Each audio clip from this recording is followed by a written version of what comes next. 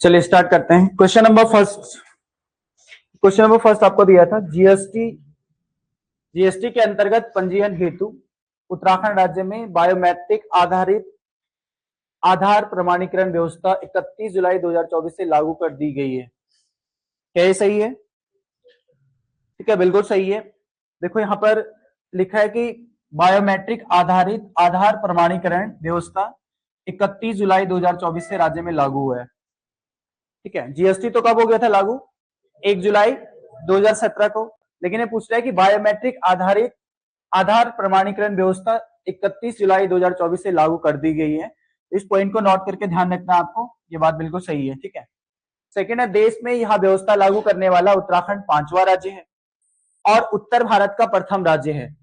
ये भी सही है, दोनों पॉइंट बिल्कुल सही है। आपका सही आंसर होगा ऑप्शन डी, दोनों कथन सही है। अभी कुछ समय पहले हमने एक क्वेश्चन दिया था, याद होगा आपको, जीएसटी से संबंधित। जैसे हमने पढ़ा था कि जीएसटी राज्य में जीएसटी विधेयक कब पारित हुआ? कब हुआ जीएसटी विधेयक पारित? देखो सीक्वेंस से पढ़ेंगे, पहले याद रखना आपको जीएसटी विधेयक। ठीक है, पहले तो ये बताओ कि जीएसटी जो विधेयक था कौन से नंबर का विधेयक था? कौन से नंबर का विधेयक था जीएसटी? 122। ठीक है, जीएसटी विधेयक नंबर कई बार पूछ लेता है। जीएसटी विधेयक 122 को पारित किया गया। ठीक है, को पारित किया गया राज्य में कब किया गया? तो आंसर होगा आपका राज्य में, राज्य विधानसभा से पारित हुआ था ये 2 मई 2017। ठीक है, इसको डेट से याद रखना है कि राज्य में जो जीएसटी विधेयक था 122वां, उसको कब पारित किया गया? तो आंसर होगा 2 मई 2017 को। संविधान संशोधन तो आपको पता ही होगा, कौन सा था ये? संविधान संशोधन 101 था, जो कब हुआ? 2016। जीएसटी संविधान संशोधन 2016 101वां संविधान संशोधन था, विधेयक था 122वां। इसको उत्तराखंड विधानसभा द्वारा कब पारित किया गया? विधानसभा से कब पारित हुआ, या इसको विधानसभा से पारित करने की डेट क्या है? तो 2 मई 2017। ठीक है, इसके अलावा हमने पढ़ा था जीएसटी परिषद। ठीक है, जीएसटी परिषद कब का है? 12 सितंबर 2016। जीएसटी, पहले जीएसटी काउंसिल बना था। ठीक है, तो जीएसटी काउंसिल कब की है? तो याद रखना आपको, काउंसिल पूछेगा तो आंसर होगा 12 सितंबर 2016। ठीक है, ये सब याद रखना आपको। कितने सदस्य थे इसमें? 33 मेंबर्स थे जीएसटी परिषद में, तो ये भी याद रखना है। ठीक है, और पूरे भारत में जीएसटी लागू होता है 1 जुलाई 2017 को। ठीक है, चलो नेक्स्ट क्वेश्चन पे आते हैं। क्वेश्चन नंबर सेकंड है, खरहरी पट्टी जो बागेश्वर में है, प्राचीन समय से किस उद्योग के लिए प्रसिद्ध थी? या प्राचीन समय में कौन से उद्योग यहां से प्राप्त होता था? ठीक है, पहले तो यही याद रखना है कि खरहरी पट्टी कहाँ है? बागेश्वर में। तो इसको जाना जाता है ताम्र उद्योग के लिए, ताम्र उद्योग के लिए जाना जाता था खरहरी पट्टी को। ठीक है, तो बागेश्वर में है, याद रखना आपका एक करेक्ट आंसर होगा। इसके अलावा अगर पूछेगा आपको कि सर्वाधिक ताम्र ताम्र उत्पादन में अग्रणी जनपद कौन से हैं? अल्मोड़ा, ताम्र नगरी बोलते हैं ना अल्मोड़ा को, तो ताम्र उत्पादन में अग्रणी जनपद है आपका अल्मोड़ा। ठीक है, अगर मैं बात करूं सीमेंट की, तो सीमेंट उत्पादन में अग्रणी जनपद कौन से हैं? देहरादून। जहां चूना पत्थर के सर्वाधिक भंडार मिलते हैं, वहीं चूना पत्थर मतलब वही सीमेंट ही होता है। ठीक है, तो चूना पत्थर के सर्वाधिक भंडार कहाँ मिलते हैं? देहरादून में। मंदारम क्षेत्र, बारकोट क्षेत्र आपने देखा होगा, उत्तम क्वालिटी के मिलते हैं, तो देहरादून याद रखना यहाँ पे। ठीक है, देहरादून। मैग्नेसाइट, मैग्नेसाइट हम मेनली जानते हैं 3 जिलों को। ठीक है, बागेश्वर, पिथौरागढ़ और चमोली। बागेश्वर, पिथौरागढ़ और चमोली, इन जनपदों को हम किसके लिए जानते हैं? मैग्नेसाइट के लिए। ठीक है, इसके अलावा आपने बागेश्वर का आपने पढ़ा होगा, बागेश्वर का झिरौली,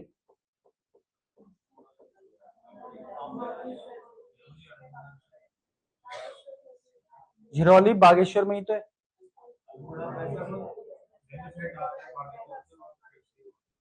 अच्छा, चंडाक पिथौरागढ़। ठीक है, तो इनको भी हम किसके लिए जानते हैं? मैग्नेसाइट के लिए जानते हैं, ये भी याद रख सकते हैं आप, ठीक है। चलो नेक्स्ट को देखते हैं, क्वेश्चन नंबर 3। बुग्यालों की मदर टेरेसा रूपा देवी का संबंध किस जनपद से है? किस जनपद से है? चमोली जनपद से, बी करेक्ट आंसर होगा। रूपा देवी जिनको बुग्यालों की मदर टेरेसा कहा जाता है, चमोली जनपद से है, बी करेक्ट आंसर हो जाएगा। क्वेश्चन नंबर 4 पे आते हैं। निम्न कथनों पर विचार कीजिए। पहला, उत्तराखंड वन विभाग का मुख्यालय देहरादून में है, ठीक है, बिल्कुल सही है, वन विभाग का मुख्यालय देहरादून में। कथन सेकंड है, उत्तराखंड वन विकास निगम की स्थापना 1 अप्रैल 2001 में हुई थी, ये भी सही है। उत्तराखंड वन विकास निगम पूछ रहे हैं तो 1 अप्रैल 2001 का है, दोनों ही कथन बिल्कुल सही है, दोनों कथन सत्य है, ऑप्शन सी। क्वेश्चन नंबर 5 को देखते हैं। उत्तराखंड में बांज वृक्ष को शिव की जटा भी कहा जाता है, क्या बिल्कुल सही है, शिव की जटा भी से कहा जाता है। कारण है, बांज वृक्ष राज्य की नदियों को अपने में समेटे हुए है, ठीक है, इसीलिए तो इसको क्या कहा जाता है, शिव की जटा कहा जाता है। तो कथन और कारण दोनों सही है और इसकी व्याख्या भी करते हैं। आंसर होगा आपका ऑप्शन डी, दोनों कथन सही है, पर कारण कथन का, इसीलिए बोलते हैं ना वृक्ष, बांज वृक्ष को शिव की जटा क्यों कहते हैं, क्योंकि वो उसमें अपने पानी को समेटे हुए उसमें, इसलिए उसको शिव की जटा कहा जाता है, ठीक है। तो कथन और कारण दोनों सही है और इसकी व्याख्या भी करते हैं, बिल्कुल सही है। अच्छा बताओ, उत्तराखंड में बांज की कितनी प्रजातियां पाई जाती है? 5, और पूरे विश्व में? पूरे विश्व में 40, के पूरे विश्व में बांज की 40 प्रजातियां हैं, जबकि उत्तराखंड में 5 प्रजातियां हैं, ठीक है। आपको याद रखना है 5 कौन कौन सी है? मोरू, खरसू, फल्याण, रियांज और सफेद बांज, ठीक है। दोबारा सुनने, अगर लिखना चाहो तो लिख सकते हो। मोरू, खरसू, फल्याण, रियांज और सफेद बांज, ये 3 प्रजातियां हैं। इसके अलावा ओक वृक्ष, ओक बांज की ही प्रजाति है और इसकी कितनी प्रजाति है? 3। ओक बांज की एक प्रजाति है और इसकी 3 प्रजातियां यहाँ पर पाई जाती हैं। वहां पे ध्यान से समझना, अगर क्वेश्चन बनेगा कि बांज की कितनी प्रजाति है तो 5, ओक की कितनी प्रजाति है? 3, तो ओक की 3 प्रजाति है, बांज, मोरू और खिरसू। इसके अलावा बांज वृक्ष बहुत ही महत्वपूर्ण भी है, उत्तराखंड का वरदान भी इसको कहा जाता है, ठीक है, बांज वृक्ष को उत्तराखंड का वरदान भी कहा जाता है। पर्यावरण की सुरक्षा और जनमानस के लिए बहुत ही उपयोगी है। इसमें एक चीज याद रखना आपको, एक बांज वृक्ष में 3.5 घन मीटर पानी रोकने की क्षमता होती है। एक बांज वृक्ष में 3.5 घन पानी को रोकने की क्षमता होती है, ठीक है, इस पॉइंट को ध्यान रखना है।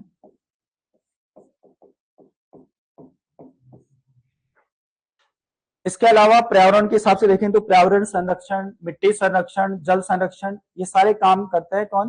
बांज वृक्ष। पर्यावरण संरक्षण, जल संरक्षण, मिट्टी संरक्षण, मृदा संरक्षण से हम बोलते हैं, इन सब कामों में भी महत्वपूर्ण योगदान देता है बांज का वृक्ष। नेक्स्ट क्वेश्चन पे आएंगे, क्वेश्चन नंबर 6। भागीरथी की सहायक नदियां तथा उनका उद्गम स्थल में कौन सा गलत है? देखो, केदार गंगा केदार ताल से निकलती है, ठीक है। अगर थोड़ा इसका हम मैप देखेंगे, देखो भागीरथी कहां से निकलती है? गंगोत्री से, ठीक है, गंगोत्री या गौमुख भी बोलते हैं। तो भागीरथी में मिलने वाली सबसे पहली नदी कौन सी है, जरा बताओ, कौन सी है? आकाश गंगा मिलती है, ठीक है।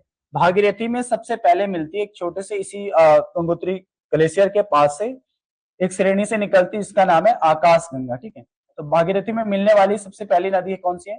आकाश गंगा है, ठीक है। कहां से मिलती है? दाहिनी ओर से। कई बार आप तो पेपर में थोड़ा सा डिटेल में बनता है तो पूछता है कि दाएं ओर से मिलने वाली प्रथम नदी कौन सी है, तो कौन सी? आकाश गंगा। उसके बाद आती है इधर से आती है एक रुद्रगेरा हिमनद से, इसको बोलते हैं रुद्र गंगा। रुद्र गंगा कहां से निकलती है? नाम से पता चल जाएगा, रुद्रगेरा हिमनद से निकलती है, ठीक है। फिर थोड़ा सा अगर हम आगे जाएंगे तो यहां से निकलती है केदार ताल से, केदार गंगा। और केदार गंगा और भागीरथी का संगम कहां पर होता है? गंगोत्री में, ठीक है, क्वेश्चन आता है यहाँ पर, ये वाला पॉइंट याद रखना है। गंगोत्री, गंगोत्री में केदार गंगा का संगम होता है। फिर थोड़ा सा आगे जाएंगे हम तो इधर से निकलती है थांगला दर्रा से कौन सी नदी, जाड़ गंगा। ठीक है, और जाड़ गंगा और भागीरथी का संगम कहां पर होता है, भैरव घाटी, या इसी को क्या बोलते हैं, लंका नामक स्थान पर मिलती हैं। ठीक है, फिर थोड़ा सा आगे जाएंगे, इसी थांगला दर्रा के समीप से एक श्रेणी यहाँ पर है जिससे निकलती है सिया गंगा। ठीक है, सिया गंगा यहां से निकलती है और सिया गंगा का संगम कहां पर होता है भागीरथी से, इस पॉइंट को याद रखना है, झाला। ठीक है, फिर थोड़ा सा आगे जाएंगे हम तो इसी के पास से एक नदी निकलती है डोटी ताल से, कौन सी गंगा निकलती है, अस्सी गंगा। ठीक है, और अस्सी गंगा का संगम कहां पर होता है, गंगोरी, गंगोरी नामक स्थान से। इस तरह से आगे बढ़ते बढ़ते जाती है और फिर यहाँ से आती है अलकनंदा नदी, भागीरथी और अलकनंदा का संगम होता है देवप्रयाग में। ठीक है, अब यहाँ पर इन क्वेश्चन को देखते हैं। केदार गंगा केदार ताल से निकलती है, बिल्कुल सही है। देखो केदार गंगा कहां पर पढ़ा था हमने, यहाँ पर एक ताल है केदार ताल, वहां से निकलती है। ठीक है, कहां पर संगम होता है, तो गंगोत्री में संगम होता है। फिर आपका जाड़ गंगा कहां से निकलती है, जाड़ गंगा थांगला दर्रा से, और जाड़ गंगा का संगम कहां पर होता है, भैरव घाटी में भागीरथी से मिल जाती है। तो ये पॉइंट भी याद रखना है, भैरव घाटी में मिलती है। सिया गंगा गंगोत्री के पास से नहीं निकलती, बल्कि सिया गंगा कहां से निकलती है, हम बोल सकते हैं थांगला दर्रा के पास, और ये कहां पर मिलती है भागीरथी से, झाला। ये गलत है यहाँ पर। ठीक है, असीम गंगा कहां से निकलती है, डोडी ताल से, और इसका संगम कहां पर होता है, गंगोरी नामक स्थान पर होते हैं। वैसे तो बहुत सारी नदियां यहाँ पर बीच बीच छोटी छोटी और नदियां भी है, हरसिल जलंधरी मिलती है हरसिल में, लेकिन मैं सिर्फ थोड़ा सा ही आपको मैप बताया, बहुत सारी नदियां यहाँ से निकल के आती है। ठीक है, मैप के थ्रू याद रखोगे तो ज्यादा लंबे समय तक याद भी रहता है और भूलता भी नहीं है, कहीं ना कहीं चीजें कनेक्ट हो जाती है पेपर में। ठीक है, तो इसको याद रखना है आपको। सिया गंगा गंगोत्री के पास में नहीं, बल्कि हम ये बोल सकते हैं गंगोरी के पास में मिलती है, गंगोरी के पास बोल सकते हैं, गंगोत्री के पास नहीं बोल सकते। ठीक है, पर्टिकुलर स्थान याद रखना आपका, झाला नामक स्थान पर यह भागीरथी में मिल जाती है। क्वेश्चन नंबर 7 पे आते हैं। निम्न कथनों पर विचार करें और कूट द्वारा सही विकल्प चुनें। कथन फर्स्ट है, कुमाऊं क्षेत्र का सबसे बड़ा ग्लेशियर मिलम है। बिल्कुल सही है, शुद्ध रूप से अगर हम देखें कुमाऊं का सबसे बड़ा ग्लेशियर मिलम है। वैसे तो पिंडारी है, दूसरा बड़ा ग्लेशियर कौन सा है, पिंडारी, लेकिन पिंडारी गढ़वाल और कुमाऊं दोनों में फैला हुआ है, तो शुद्ध रूप से कुमाऊं का सबसे बड़ा ग्लेशियर है मिलम। ठीक है, गढ़वाल एवं उत्तराखंड का सबसे बड़ा ग्लेशियर गंगोत्री है। बिल्कुल सही है, 30 किलोमीटर लंबा है और 2 किलोमीटर चौड़ा है। इसका डायमेंशन भी याद रख सकते हैं, 30 किलोमीटर लंबा और 2 किलोमीटर चौड़ा है। गढ़वाल एवं उत्तराखंड का सबसे बड़ा ग्लेशियर गंगोत्री है, ये बात भी बिल्कुल सही है। तो दोनों ही कथन सत्य है, आपका डी करेक्ट आंसर होगा। राज्य का दूसरा बड़ा ग्लेशियर पूछेगा तो पिंडारी है। ठीक है, पहला गंगोत्री, दूसरा पिंडारी, तीसरा आता मिलम। मिलम कुमाऊं का सबसे बड़ा ग्लेशियर है। क्वेश्चन नंबर 8, उत्तराखंड के जनपद को क्रमशः पश्चिम से पूर्व की ओर अंतरराष्ट्रीय सीमा साझा करते हैं। देखो पश्चिम से पूरब की ओर जाएंगे अगर हम, और आपको क्या बताना, अंतरराष्ट्रीय सीमा, अंतरराष्ट्रीय सीमा बनाने वाले जनपद कितने हैं, 5 है ना, 3 कहां से हो गए, 5 है। तो अगर हम देखेंगे सबसे पश्चिम में देखेंगे तो सबसे पश्चिम में कौन सी है, उत्तरकाशी। उसके बाद कौन सी है, तो सबसे पहले 4 आएगा, फिर आएगा चमोली, फिर आएगा आपका पिथौरागढ़। बागेश्वर तो सीमा ही नहीं बनाते हैं, बागेश्वर तो आंतरिक जनपद है ना हमारा, तो बागेश्वर तो है नहीं। तो आपका क्या होगा, आपका आंसर 4, 1, 3, यानी कि बी करेक्ट आंसर होगा। 5 जनपद है, उसके बाद अगर इनको सीक्वेंसली देखेंगे, उत्तरकाशी के बाद चमोली है, फिर पिथौरागढ़ है, फिर चंपावत, फिर उधम सिंह नगर आएगा। ठीक है, सर्वाधिक सीमा पूछेगा तो पिथौरागढ़ की लगती है।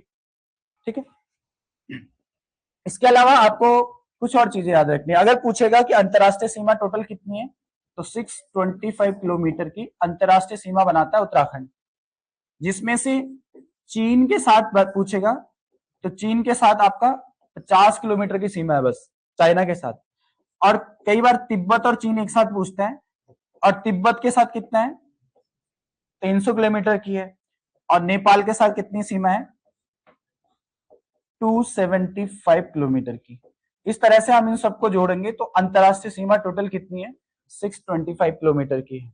सर्वाधिक अंतरराष्ट्रीय सीमा पिथौरागढ़ से है। ठीक है, पिथौरागढ़ एकमात्र जनपद है जो 2 देशों से सीमा बनाता है। ठीक है, ये भी आप याद रख सकते हैं। पिथौरागढ़ किस किस से सीमा बनाते हैं, नेपाल और चाइना से। इसके अलावा आपको आंतरिक जनपद कई बार यहां से पूछता है, 4 हमारे पास आंतरिक जनपद है। ठीक है, कौन कौन से, बागेश्वर, अल्मोड़ा, रुद्रप्रयाग और टिहरी। ठीक है, और अगर आप राष्ट्रीय सीमा की बात करेंगे तो राष्ट्रीय सीमा में अगर पूछेगा कि राज्य के कितने कितने ऐसे राज्य जनपद हैं जो राज्य से स्पर्श करते हैं या दूसरे राज्य से स्पर्श करते हैं, तो कितने हैं, कितने राज्य हैं, 2 ही तो है, एक उधम सिंह नगर और दूसरा हरिद्वार, सॉरी देहरादून। देहरादून ये वाला याद रखना है।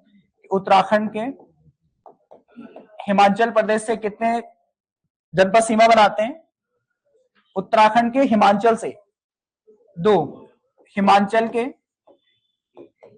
उत्तराखंड से तो 3, यूपी के उत्तराखंड से 7 और उत्तराखंड के यूपी से 5। याद है ना ये सब। ठीक है, डाटा भी आपको याद रखना है, यहां से भी क्वेश्चन बहुत बनते हैं। उत्तराखंड के हिमाचल प्रदेश से दो जनपद सीमा बनाते हैं, हिमाचल के उत्तराखंड से 3, यूपी के उत्तराखंड से 7 और उत्तराखंड के यूपी से 5 जनपद सीमा बनाते हैं। ठीक है, जल्दी से आप लिखना चाहो तो इसको नोट कर सकते हैं जल्दी जल्दी में।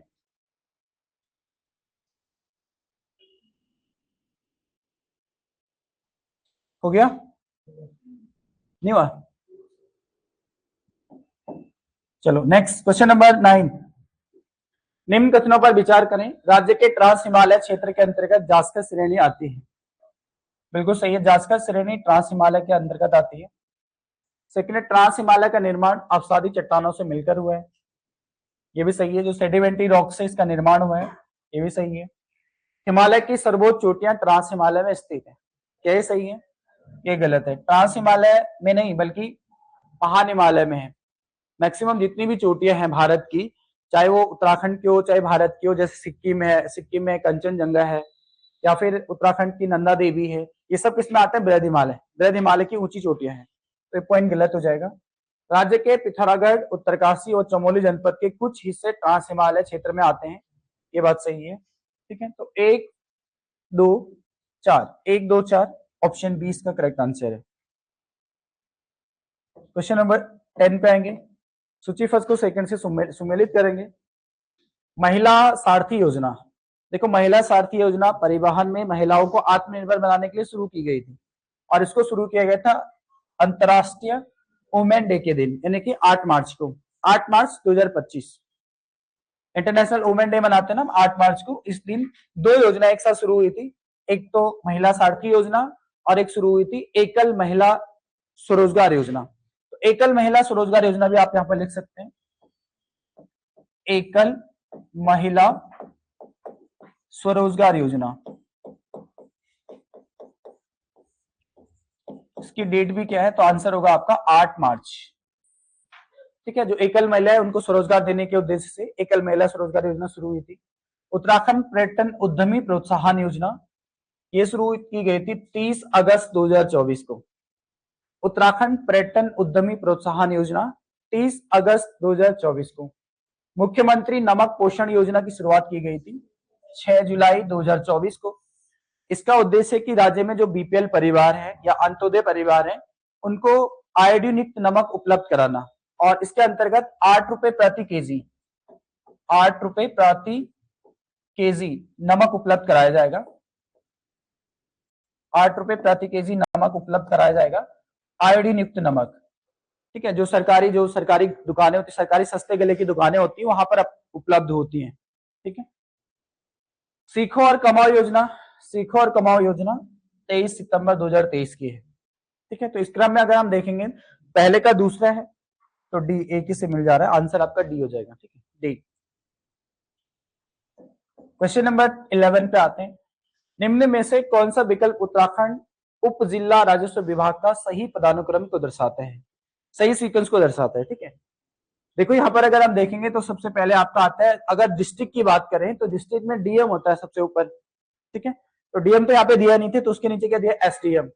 एसडीएम के बाद क्या आएगा? तहसीलदार। तहसीलदार के नीचे आता है कानूनगो, फिर आता है आपका सॉरी तहसीलदार के बाद नायब तहसीलदार, फिर कानूनगो आएगा। तो सी आंसर हो जाता है। ठीक है, सबसे पहले डीएम होता है डिस्ट्रिक्ट मजिस्ट्रेट, जनपद का सबसे सर्वोच्च पद या सर्वोच्च जो प्रशासनिक प्रभाग होता है या प्रशासनिक जो पद होता है सबसे ऊंचा, वो डीएम होता है। फिर एसडीएम, तहसीलदार, नायब तहसीलदार, कानूनगो, उसके बाद आता है पटवारी और लेखपाल। ठीक है, तो आपका सी आंसर सही होगा यहाँ पर। क्वेश्चन नंबर 12 पे आते हैं। निम्न में से कौन सा कथन असत्य है? नारायणबगर तहसील चमोली में है। बिल्कुल सही है, नारायणबगर चमोली में है। जिलासू विकासखंड चंपावत में है। ये बिल्कुल गलत है, तो ये आपका आंसर भी होगा क्योंकि जिलासू का है, चंपावत में नहीं बल्कि चमोली में है। ठीक है, तो आंसर आपका क्या होगा? बी। थराली विधानसभा आरक्षित क्षेत्र है, सीट है, बिल्कुल सही है, विधानसभा के लिए आरक्षित है। घाट विकास एवं तहसील दोनों है। ठीक है, तो आंसर होगा आपका ऑप्शन बी। बल्कि घाट तहसील का नाम चेंज करने की बात भी की गई थी, क्या? नंदानगर हो गया है, बल्कि घाट तहसील का नाम क्या हो गया? नंदानगर कर दिया गया है। ठीक है, क्वेश्चन नंबर 13, राज्य की नई पर्यटन नीति के संदर्भ में सूची फर्स्ट को सेकंड से सम्मिलित करेंगे। देखो, राज्य की नई पर्यटन नीति जो लागू हुई थी वो हुई थी 17 मार्च 2023 को। कितने साल के लिए? 7 साल के लिए इसको बनाया गया है। तो 2030 तक, 17 मार्च 2023 से लेकर 2030 तक के लिए 7 वर्षीय नई पर्यटन नीति जारी की गई। ठीक है, जिसमें कुछ लक्ष्य निर्धारित, पर्यटन को बढ़ावा देने के लिए कुछ योजनाएं संचालित की गई। उनमें से पूछ रहा है हेली सेवा प्रोत्साहन योजना। देखो, हेली सेवा प्रोत्साहन योजना शुरू की गई थी। इसका अगर बात करें उद्देश्य की, तो इसका उद्देश्य है साहसिक पर्यटन में निवेश करना। ठीक है, हेली सेवा हमेशा साहसिक पर्यटन में आता है क्योंकि यहाँ पर आपको पता है कि विकट परिस्थितियां, यहाँ पे हेलीपैड या हेली सेवा चलाने भी एक कठिनाई का कार्य है। ठीक है, तो इसको शुरू किया गया हेली सेवा को। इसका मेन उद्देश्य है कि जैसे दूर दूर के जन्म, जैसे पिथौरागढ़, देहरादून से पिथौरागढ़ जाना होगा तो बहुत समय लग जाता है। या फिर हम बात करें यहाँ से उत्तरकाशी से अगर हमें उधम सिंह नगर जाना होगा, सबसे उत्तर से दक्षिण जाना होगा, सबसे पश्चिम से अगर हमें पूरब की ओर जाना होगा तो बहुत समय वेस्ट हो जाता है। तो उसके लिए हेली सेवा प्रोत्साहन योजना शुरू की गई है। ठीक है, तो उसके लिए प्राइवेट कंपनियां भी यहाँ पर आ रही हैं और हेली सेवा शुरू कर रही हैं ताकि दूरी को कम किया जा सके। तो ये भी पर्यटन को बढ़ावा देगा। ठीक है, दूसरा है triple P model. Triple P model का मतलब है निजी भागीदारी से विकास करना। ठीक है, जो प्राइवेट सेक्टर की जो कंपनी है या प्राइवेट सेक्टर है उसको सपोर्ट करना, उसका पार्टनरशिप बनाना, साझेदारी करना। तो ये इसका आंसर होगा सेकंड। होमस्टे योजना। होमस्टे योजना का मतलब है स्थानीय रोजगार उपलब्ध कराना। ठीक है, होमस्टे योजना तो 2018 में शुरू हो गई थी। वैसे तो 2016 में हो गई थी, लेकिन दीनदयाल उपाध्याय के नाम से 2018 में इसको शुरू किया गया। ठीक है, और योग आध्यात्म टूरिज्म का मतलब है पर्यटन को बढ़ावा देना। तो 1 2 3 4 क्रमशः इसका आंसर होगा ऑप्शन ए। अभी हमने योग नीति भी शुरू करी है। योग नीति बनाने वाला देश का पहला राज्य कौन है? उत्तराखंड, 21 जून 2025 को। ठीक है, योग नीति शुरू करने वाला। तो योग आध्यात्मिक सभी क्या है? पर्यटन को बढ़ावा देंगे, इस उद्देश्य से इनको शुरू किया गया है। नेक्स्ट पे आता है क्वेश्चन नंबर 14, निम्न में से उत्तरकाशी जनपद में स्थित चोटी या डांडा है? देखो, उत्तरकाशी में राठी का डांडा, बिल्कुल सही है। द्रौपदी का डांडा भी गए उत्तरकाशी में है। जोगिन चोटी भी उत्तरकाशी में है। स्लीपिंग लेडी, स्लीपिंग लेडी यहाँ नहीं है, चमोली में है, जोशीमठ के पास में है स्लीपिंग लेडी। और इसकी खोज करने का श्रेय जाता है लॉन्गस्टॉफ को, स्लीपिंग लेडी। ठीक है, तो यहाँ पे लिख लेना जोशीमठ चमोली में है, जोशीमठ में है।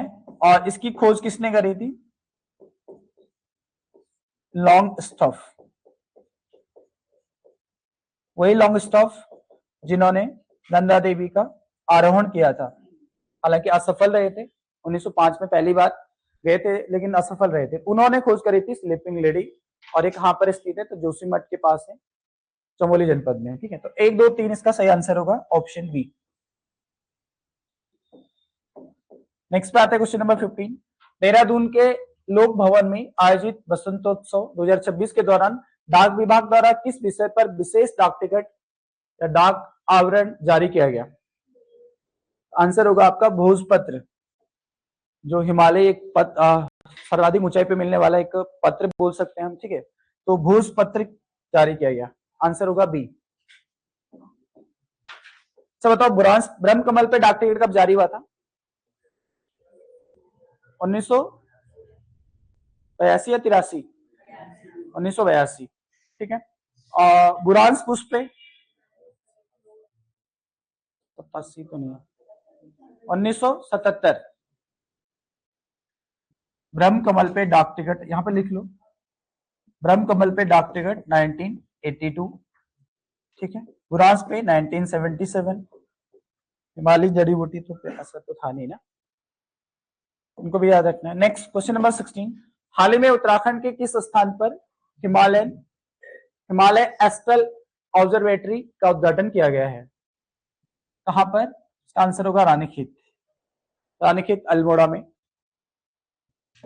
नक्षत्र के लिए जाना जाता है, नक्षत्र वेधशाला के रूप में। 17, निम्न में चमोली जनपद में स्थित वाइब्रेंट विलेज जीविंत गांव है। देखो, वाइब्रेंट विलेज योजना के अंतर्गत राज्य के वो गांव आते हैं जो सीमावर्ती गांव हैं, उनको विकसित करना, उनको डेवलप करना उससे संबंधित है, ठीक है। जो वाइब्रेंट विलेज योजना है, इसके प्रथम चरण में 51 गांव थे। राज्य के 51 गांव को, या सॉरी भारत के पूरे 51 गांवों को विकसित करना, पूरे भारत में चलाया गया था। 51 गांव थे, अभी इसमें 40 गांव और ऐड हुए, तो अब कितने गांव होंगे? सेकेंड फेज जो इसका आया है ना, वाइब्रेंट विलेज 0.2, उसमें टोटल कितने हो गए? 91, ठीक है। ये भी याद रखना है, हो सकता है करंट में पूछे कि वर्तमान में वाइब्रेंट विलेज योजना के अंतर्गत देश में कितने गांव का विकास किया जा रहा है, या कितने गांव इसमें जुड़े हैं। प्रथम चरण में 51 थे, सेकंड चरण में 40 और, तो अब वर्तमान में 91 हो चुके हैं। तो इसमें जो सीमावर्ती गांव है, ठीक है, उन गांवों को देखो, माणा एक सीमावर्ती गांव है, उनका विकास करना, मलारी, नीति, ये सभी है, आंसर होगा डी। नेक्स्ट में आएंगे क्वेश्चन नंबर 18, हाल ही में राज्य में ऑपरेशन लगान की शुरुआत की गई, इसका संबंध किससे है? ऑपरेशन लगाम, हुड़दंगियों पर लगाम लगाने से, ठीक है। जो रैश ड्राइविंग करते हैं या शराब पीकर हुड़दंग मचाते हैं, उनके खिलाफ जारी किया गया, ठीक है। उन पे लगाम लगाने के लिए ऑपरेशन लगाम। कुछ और ऑपरेशन है जो आपको याद रखने होंगे।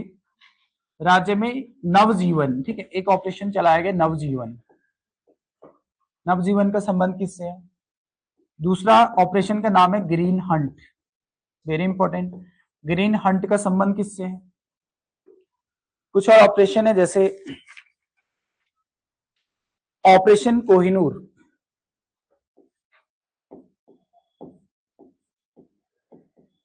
ऑपरेशन कोहिनूर किसके लिए चलाया गया? फिर लिखो ऑपरेशन मुक्ति, ये सभी क्या है? ऑपरेशन है, ठीक है। ये ऑपरेशन राज्य में चलाए गए हैं, इनका संबंध किससे है? बताओ, नवजीवन किससे संबंधित है? हाँ, स्कूल कॉलेजों में नशा मुक्ति के खिलाफ चलाया गया ऑपरेशन। आप लिख सकते हो, वहां पर फटाफट से लिखेंगे, स्कूल कॉलेजों में नशा मुक्ति के विरुद्ध चलाया गया ऑपरेशन, ऑपरेशन नवजीवन। ऑपरेशन ग्रीन हंट का संबंध किससे? जंगलों की अवैध कटान के खिलाफ, या जंगलों की अवैध कटान को रोकना, जंगलों की अवैध कटान को रोकना, operation green Hunt. Operation Kohinoor, मादक पदार्थों की तस्करी को रोकने के लिए, मादक पदार्थों की तस्करी को रोकने के लिए, मादक पदार्थ मतलब नशीले पदार्थ, ठीक है, नशीले पदार्थों की तस्करी को रोकने के लिए ऑपरेशन कोहिनूर चलाया गया। ऑपरेशन मुक्ति, भिक्षावृत्ति को रोकना, और ऑपरेशन मुक्ति उत्तराखंड पुलिस के द्वारा चलाया गया ऑपरेशन का नाम है, ठीक है। तो ये उत्तराखंड पुलिस द्वारा चलाया गया, भिक्षावृत्ति को रोकने के लिए चलाया गया। एक बॉम्बी बकेट भी है, बॉम्बी बकेट, हाँ, वनाग्नि को रोकने से, ये भी इंपॉर्टेंट है। बॉम्बी बकेट वनाग्नि को रोकने से संबंधित ऑपरेशन है। 19 पे आएंगे, उत्तराखंड में भकार शब्द प्रयोग होता है। भकार, भकार शब्द आंसर होगा खाद्यान्न भंडारण के लिए, ठीक है। भकार शब्द खाद्यान्न भंडारण के लिए एक भकार होता है, एक भंकार होता है, भंकोरा होता है, भंकोरा बल्कि भंकार भी बोलते हैं उसको। तो एक वाद्य यंत्र होता है, सुशिर वाद्य यंत्र। लेकिन ये भकार लिखा है तो भकार खाद्य संग्रहण के लिए प्रयोग किया जाता था, खाद्य भंडारण के लिए। 20 खीराकोट की महिलाओं के खनन विरोधी आंदोलन का नेतृत्व तो किसने किया था? तो ये किया था राधा भट्ट और एक और थे इनके साथ, मालती देवी। ठीक है, राधा भट्ट और मालती देवी के नेतृत्व में यह आंदोलन हुआ था खड़े खनन के खिलाफ 1978 में। और एक खीराकोट है कहां? अल्मोड़ा। तो यहाँ कहां पर चला था? कई बार बेसिक चीजें पूछ लेगा, खीराकोट आंदोलन का संबंध किस क्षेत्र से रहा या किस जनपद से रहा, ठीक है, यह कब चला? ठीक है, तो आंसर होगा 1978 में अल्मोड़ा में राधा भट्ट और मालती देवी के नेतृत्व में खड़िया खनन से संबंधित है। ठीक है। 21 कॉर्बेट नेशनल पार्क के संदर्भ में निम्न कथनों में से कौन सा सही है? पहले, यह भारत का पहला राष्ट्रीय उद्यान है, भारत का पहला राष्ट्रीय उद्यान है कॉर्बेट राष्ट्रीय उद्यान। 1936 में इसकी स्थापना हुई थी, इसकी स्थापना 1936 में, बिल्कुल सही है। इसका पूर्ववर्ती नाम हैली नेशनल पार्क था। ठीक है, इसका पूर्ववर्ती नाम हैली नेशनल पार्क था। उसके बाद इसका रामगंगा नेशनल पार्क भी इसका नाम पड़ा था। रामगंगा नेशनल पार्क कब पड़ा?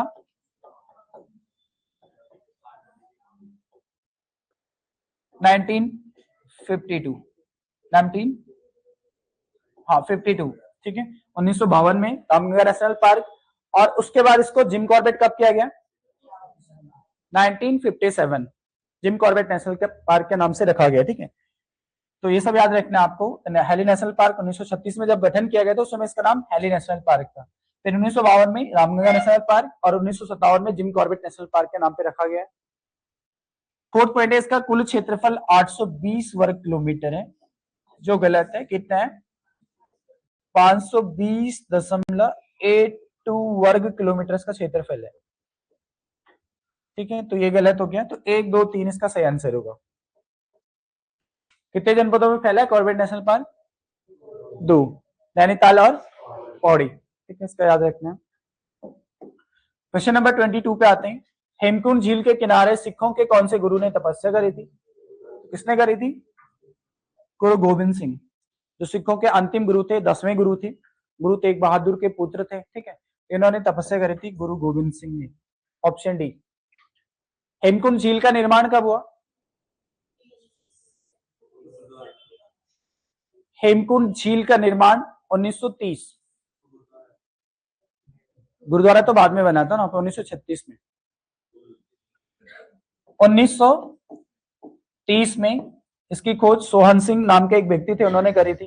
ठीक है, और हेमकुंड साहिब गुरुद्वारा का निर्माण कब हुआ? 1936 में। ठीक है, गुरुद्वारा 1936 में, लेकिन खोज 1930 में हुई थी इसकी। 23 निम्न में कोसी की सहायक नदी है, कोसी की सहायक नदी कौन सी है इनमें से? कौन सी रामगंगा है?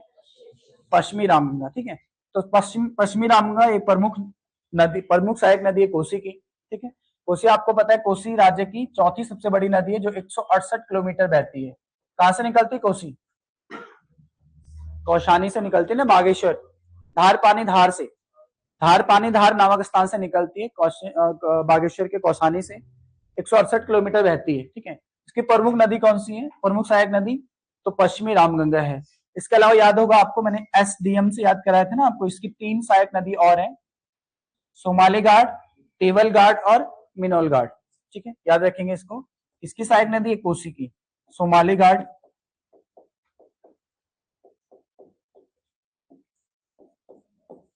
देवल घाट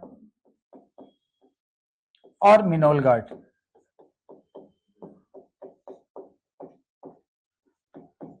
ये प्रमुख सहायक नदी है। तो 4 नदियां याद हो जाएंगी, एक तो पश्चिमी रामगंगा है, एसडीएम से याद रखेंगे, सोमाली घाट, देवल घाट और मिनोल घाट एक कोसी की प्रमुख सहायक नदियां हैं।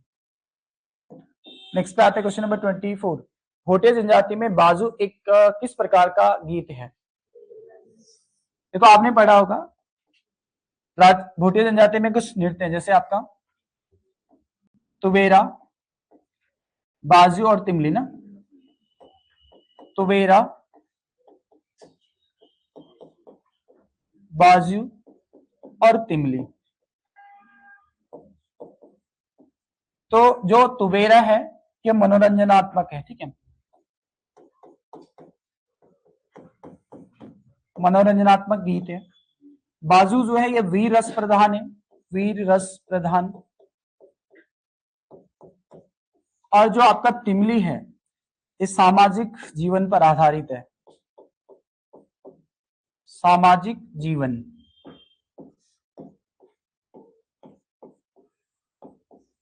ठीक है, अगर आप पे बने क्वेश्चन तो आप इसको कर सकते हैं। तुबेरा जो है ये मनोरंजनात्मक गीत है, भोटे जनजाति का। बाजू बीरस प्रधान है और तिमली सामाजिक जीवन पर आधारित है। तो आप पे बाजू पूछ रहा है तो बाजू आपका बीरस प्रधान हो जाएगा, डी करेक्ट आंसर है। तीनों ही नृत्य किसके हैं? आंसर होगा भोटे जनजाति का, सॉरी गीत। तो मेरा बाजू और तिमली। 25 पे आते हैं। सुमेलित उत्तराखंड में मुख्यमंत्रियों को उनके कालक्रमानुसार व्यवस्थित करेंगे। इनमें अगर हम देखेंगे तो देखो रमेश पोखरियाल निशंक का अगर टाइम पीरियड की बात करें तो 2009 के आसपास ये बने थे और 2011 तक ये रहे थे, लगभग 2 साल। ठीक है, भगत सिंह कोश्यारी की बात करेंगे तो ये बने थे 2001 में बने थे, 1-2 तक ये रहे थे। ठीक है, उसके बाद एनडी तिवारी के अगर यहाँ पर पहले इसकी बात, एनडी तिवारी बने थे ना, एनडी तिवारी का जो टाइम पीरियड था, प्रथम निर्वाचित मुख्यमंत्री थे राज्य। तो कब बने थे? 2002 से लेकर 2007 तक रहे थे एनडी तिवारी। ठीक है, और पुष्कर सिंह धामी तो 2 बार बने हैं अभी ये भी। एक तो ये 2021 में बने थे, 21 से 22 तक रहे थे। और पहला काल जो पहला टाइम पीरियड था इनका 2021 से 2022 रहा। फिर 2023 से लेकर अब तक सबसे लंबा टाइम पीरियड हो गया इनका। ठीक है, पूरा करने वाले लगभग 5 और 2 लगभग 6, 6.5 साल, 7 साल होने वाले लगभग। ठीक है, तो अगर इन क्रम में हम लगाएंगे तो सबसे पहले भगत सिंह कोश्यारी आएगा, उसके बाद एनडी तिवारी, यानी कि 2-4-1-3 ऑप्शन सी आपका सही आंसर होगा। भगत सिंह कोश्यारी द्वितीय अंतरिम मुख्यमंत्री। पहले प्रथम अंतरिम कौन थे? नित्यानंद स्वामी थे। ठीक है, 9 नवंबर 2000 को बने थे। उसके बाद द्वितीय अंतरिम बने थे भगत सिंह कोश्यारी, प्रथम निर्वाचित एनडी तिवारी बने थे। ठीक है, क्वेश्चन नंबर 26, निम्न में से सुमेलित नहीं है। Simon company, Simon goods company इसका नाम था। ठीक है, ये वन संरक्षण से नहीं था बल्कि वनों को काटने से संबंधित, वन कटान से, संरक्षित नहीं करना बल्कि अवैध कटान से संबंधित था। ठीक है, यहां पर आप लिख सकते हैं अवैध, वनों का अवैध कटान। किस आंदोलन से संबंधित है ये साइमन गुड्स कंपनी?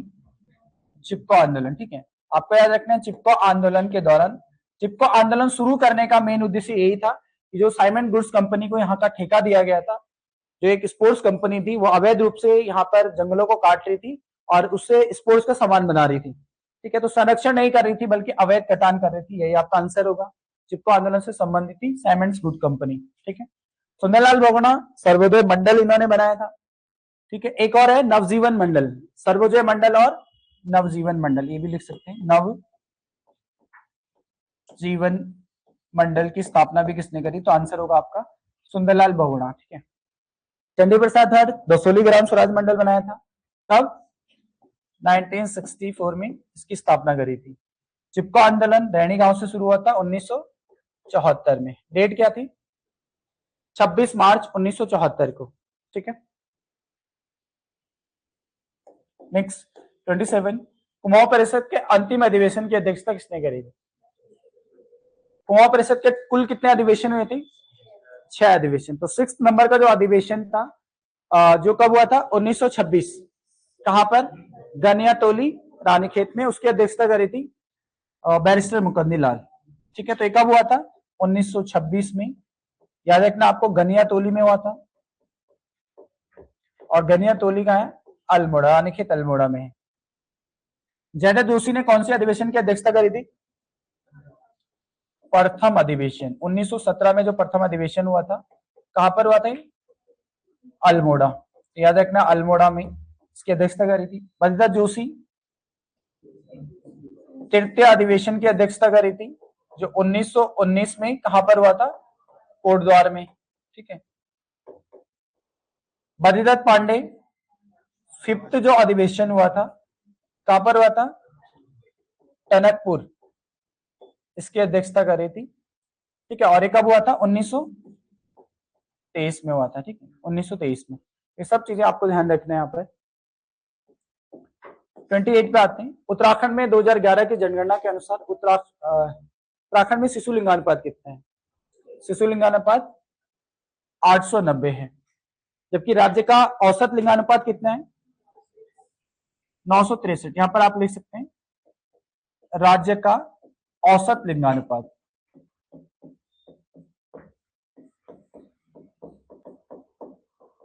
इसको ध्यान रखना है, कई बार आप जल्दबाजी में गलत कर देते हैं, समझते नहीं, पूछा क्या है, शिशु लिंगानुपात पूछा यहाँ पर, ठीक है, तो आंसर आपका सी हो जाएगा। अगर आपको पूछा तो राज्य का औसत लिंगानुपात कितना है, तो 963 है। अच्छा बताओ, सर्वाधिक शिशु लिंगानुपात कहां पर है? हाँ, शिशु लिंगानुपात अल्मोड़ा में सर्वाधिक है। कितना है अल्मोड़ा का शिशु लिंगानुपात? 922, ठीक है। और सबसे कम कहां पर है? पिथौरागढ़ का शिशु लिंगानुपात सबसे कम है, जो है राज्य में 816। तो सर्वाधिक यहाँ पर है और सबसे कम कहां पर है? तो आंसर होगा आपका पिथौरागढ़, ये भी याद रखना है, ठीक है। चलो नेक्स्ट को देखते हैं, क्वेश्चन नंबर 29। राज्य में चरवाहों द्वारा बजाए जाने वाला वाद्य यंत्र कौन सा है? कौन सा है? मोचंग, ठीक है, लोहे का बना होता है, दांतों के नीचे दबाकर उसको बजाया जाता है, लोहे से निर्मित होता है, ठीक है। 30, गढ़वाल क्षेत्र में स्त्री पुरुषों द्वारा टोली बनाकर किया जाने वाला श्रृंगार प्रधान नृत्य, जैसे पार्वती ने भगवान शिव को प्रसन्न करने के लिए किया था, उसको क्या बोलते हैं? चौफुला नृत्य। चौफुला नृत्य, ठीक है, चौफुला नृत्य, जिसको बिहू और असम के जो बिहू जो नृत्य है कहाँ का? असम का, या फिर गरबा के समान भी बोलते हैं, ठीक है, बिहू और गरबा के समान है, बिहू और गरबा के समान नृत्य है। बिहू असम का है और गरबा गुजरात का है, इसके समान नृत्य है। कितनी शैलियां हैं इसकी? हाँ, इसकी राज्य में इसकी शैलियां 3 है। खड़ा चौफुला, ठीक है, खड़ा चौफुला, मयूर चौफुला और लालोड़ी चौफुला। तो चौफुले के 3 शैलियां यहाँ पर है। खड़ा चौफुला, मैंने आगे पूरा नहीं लिखा, खड़ा चौफुला आप लिख सकते हैं, मयूर चौफुला और लालोड़ी चौफुला, इसके 3 शैलियां हैं, ठीक है। देखो, तांदी नृत्य में एक चीज याद रखना आपको, पारंपरिक सॉरी तात्कालिक घटनाओं पर आधारित नृत्य कौन सा है? तात्कालिक घटनाओं पर आधारित,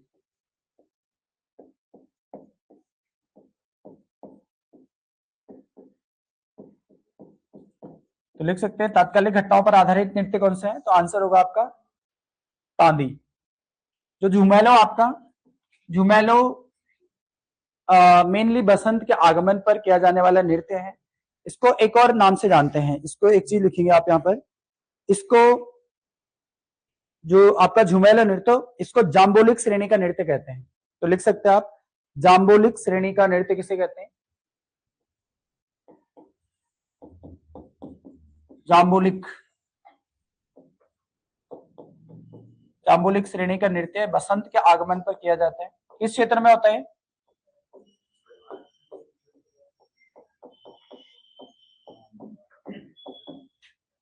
झुमेलो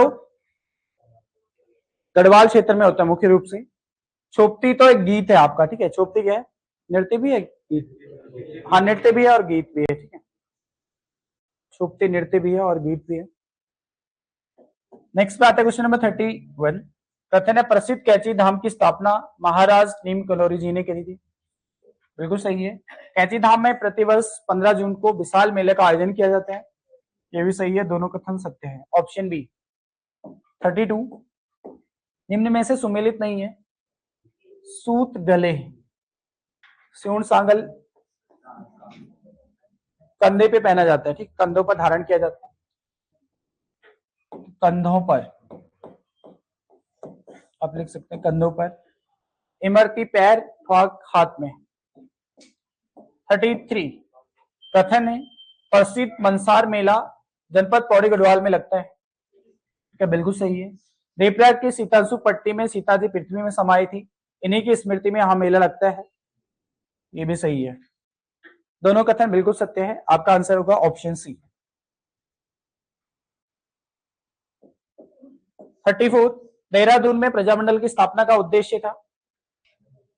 जनता को टेरी राज्य के कुशासन से मुक्त करना। और इसकी स्थापना कब हुई? प्रजामंडल की स्थापना 23 जनवरी 1939 को। कहां पर? देहरादून में। ठीक है, देहरादून में इसकी स्थापना की गई थी, याद रखना है। ऑप्शन ए इसका सही आंसर होगा। 35 पे आते हैं। ज्योतिर्मठ निम्न में से किन शासकों का गढ़वाल में पहला मान्यता प्राप्त सत्ता का केंद्र था? तो एक था कत्यूरों का। कत्यूरों की पहली राजधानी थी ज्योतिर्मठ।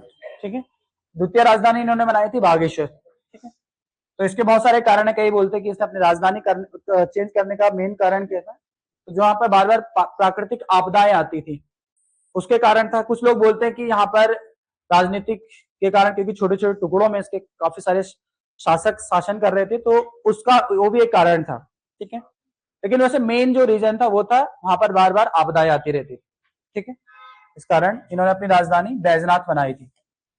36 निम्न में से सुमेलित नहीं है। देखो, खुड़बुड़ा युद्ध जो होता है ना, कब हुआ था? डेट क्या थी?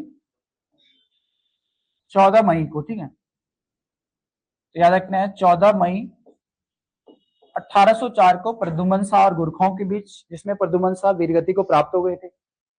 खलंगा युद्ध ये अक्टूबर में हुआ था शुरू, अक्टूबर 1814 में। ठीक है, खलंगा युद्ध ये भी सही है। बड़ौदिया स्टोर डकैती 1942 नहीं बल्कि 1930 किसके नेतृत्व में हुआ था? भवानी सिंह रावत के नेतृत्व में 1930 में हुआ था। ठीक है, संगोली की संधि 1815 में शुरू हुई और 16 में अंत हुआ, तो ये भी सही है। तो आंसर आपका सी होगा। बड़ौदिया स्टोर डकैती 1930 भवानी सिंह रावत के नेतृत्व में। 37 बजरत पांडे, विक्टर मोहन जोशी, चिरंजी लाल के द्वारा किससे प्रेरित होकर राज्य में होम रूल लीग आंदोलन चलाया गया? तो किससे प्रेरित हुए थे? बाल गंगाधर तिलक से प्रेरित हुए थे। ठीक है, नहीं, ये इन्होंने बाल गंगाधर तिलक से प्रेरित होकर बनाया था। बल्कि उसमें एक वक्तव्य भी इन्होंने बोला था कि हमने उस छल्ली बुढ़िया की होम रूल लीग नहीं खोली, वरन हमने लोकमान्य तिलक वाली होम रूल लीग खोली है। ठीक है, तो प्रेरित किससे हुए थे? बाल गंगाधर तिलक से। ठीक है, एक कथन कहा था बीडी पांडे ने। बीडी पांडे ने बोला था कि हमने उस छल्ली बुढ़िया की होम रूल लीग नहीं खोली, वरन बीजी तिलक वाली होम रूल लीग खोली है। 38 निम्न में से सुमेलित है? सुमेलित है, सभी है यहाँ पर। तो ठीक है, कुमाऊं के अंतिम चंद राजा कौन थे? महेंद्र चंद थे। अविवाहित गढ़वाल के अंतिम पवार राजा प्रद्युमन शाह था। प्रद्युमन शाह एकमात्र शासक था पवार वंश का जिसने गढ़वाल पर भी और कुमाऊं पर भी शासन किया। ठीक है, और कत्यूरी वंश के अंतिम राजा थे ब्रह्मदेव, ये भी सही है। ठीक है, 39 उत्तराखंड में उगाए जाने वाले मंडुए यानी कि कोदा या रागी का निर्यात मुख्य रूप से किस देश को किया जाता है? आंसर होगा आपका जापान। ठीक है, सर्वाधिक कहां पर होता है मंडुआ? अल्मोड़ा। लेकिन खरीद, खपत, निर्यात सर्वाधिक कौन करता है? चमोली। खरीद, खपत और निर्यात सर्वाधिक चमोली करता है, लेकिन उत्पादन सर्वाधिक अल्मोड़ा ही करता है। ठीक है, और अगर आपको पूछेगा झंगोरा, झंगोरा का निर्यात किस देश को किया जाता है? डेनमार्क। झंगोरा, जिसको हिमालयन मिलेट भी कहा जाता है, हिमालयन मिलेट झंगोरा को कहते हैं, और इसका निर्यात किया जाता है डेनमार्क को। ठीक है, 40 पे आते हैं। उत्तराखंड को किस प्रणाली के लिए पीएम एक्सीलेंस अवार्ड 2024 मिला है? तो किसके लिए मिला है? उत्तराखंड, इसका फुल फॉर्म है ग्लोबल एक्शन मैनेजमेंट सिस्टम।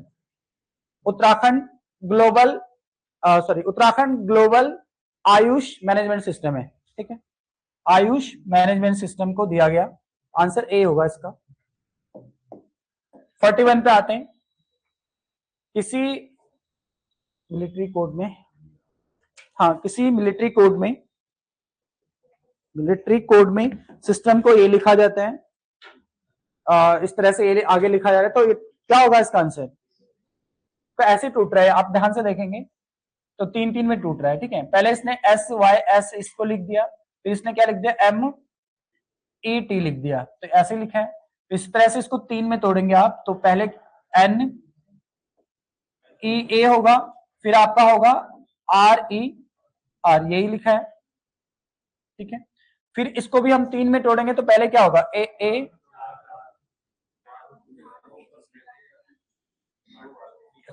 ये ऐसे टूट जाएगा, 8 है ना, 1 2 3 4, तो